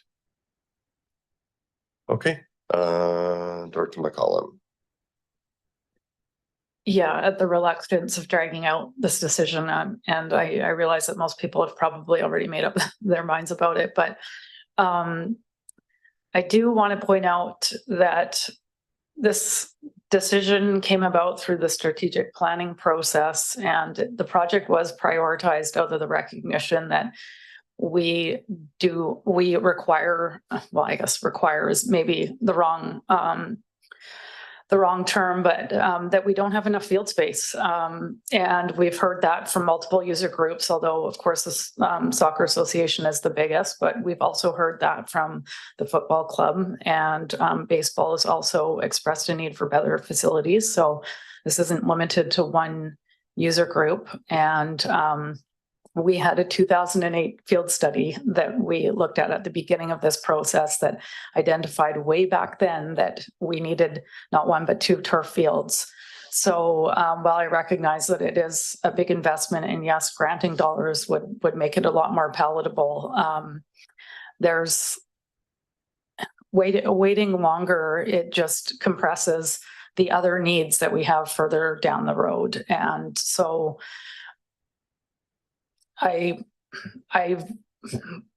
would caution that if we don't want to fund this recreation project, we're going to have a difficult time in the future advancing these projects. As far as I know, the only major regional infrastructure project in the recreation service in the time that I've lived in the community, which is now getting up to 18 years, was the previous turf field development, which the decision was made at the time just to proceed with the one field. So we do have a pretty constrained amount of recreation resources in our community, and I just want to advocate that these are important resources for families and people to be healthy and have a good quality of life. And sometimes I think we maybe lose that in looking at all the competing priorities around other things that we very much need. I would also point out that this is also a core service that local governments are responsible for right across BC. And while some of the things that we're really trying to address, like housing, is actually things that have been downloaded onto us that aren't in our core that we've now taken on out of a need. But this is very much in our wheelhouse. Thanks. All right, thank you. And Director Harbour. I think we have an excellent chair of the Rec Commission and making a really good case for the project. So I want to give kudos for that. I would also say that if it was in a bubble in itself, I would have a lot easier time supporting this. But as chair of the regional parks and trails, I could say that the Trent River was identified as a conservation area also in 2010, and we still haven't acted an inch on it. There's demands everywhere. And for me, that's why I think, in addition to Grant, I think this board should put its mind to have a strategic session earlier in the year, January, February, and actually have a look at all the things we've discussed and say, do we have the financial appetite to pursue them all? And if not, which ones? Because otherwise, each chair of each commission is going to come and say, this is the priority because it's the priority. So, and in regards to the specifics of Dr. McCollum's comment, I think the board is aware that I've asked for a review of the park service in the area, that I am contemplating creating perhaps a parks and recreation service specific to Area A, because as you know, at strategic planning and recreation, I did speak about the distance that people have to travel, and we're continuing to invest. One of the principles we talk at strategic planning at recreation was geographic diversity, and right now we are concentrating all of our facilities at exactly the same spot, which are far. So I don't want to rehash the hours of conversation we had, but I want to provide some kind of answer and rationale for my vote tonight. Thank you. All right. Just one last opportunity to speak if anyone wishes to, and otherwise I will call the question. So the recommendation is as written there, and all those in favor? And those opposed?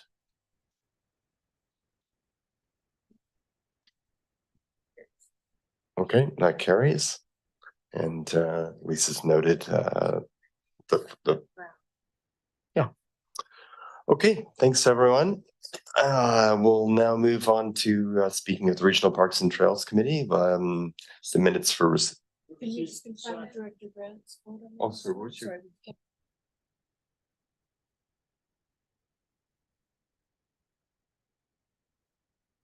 I think distracted. Was that already moved and seconded for receipt? Perfect. Okay. Anyone opposed? Passed unanimously. And on to ESC resolution recommendations. So the first one is a development variance permit to enable the conversion of an existing accessory building to a carriage house by increasing the permitted. There's some other stuff that follows that. All right, that's been moved and seconded. It's a vote of the areas. All those in favor? Move to. Another development variance permit. Sorry, I'm struggling to read without my reading glasses on the address. Thank you. The Walker frontage. Okay, so that's A, B, and C as well. All those in favor? 3 is being moved and seconded, and this. Sorry, go ahead. Cookson, thank you very much. Another variance. All those in favor? Okay, and 4. The ALC be advised that the CVRD supports ALC application ALR 4C23. All those in favor? Unanimous. So did we misrecord a vote? Dr. Harbour? I'm just for Dr. Grivat. Isn't this the Raspberry property? That's a Raspberry property. Okay, you in favor? Okay. I gave it the raspberry anyway. I didn't vote against it. I just think it. You want me to talk about that? I'm not sure where we're going. I'm not sure at this point it's necessarily productive, but It's an inside joke. okay. And for those of us on the outside, we say, let's move on to the next recommendation. And this is to be voted on by all. It's the, can you stop moving at least? The track and field service conversion bylaw number 23. Okay, first and seconded. All those in favor? Oh, sorry. I didn't see Director Grief. You had your light on.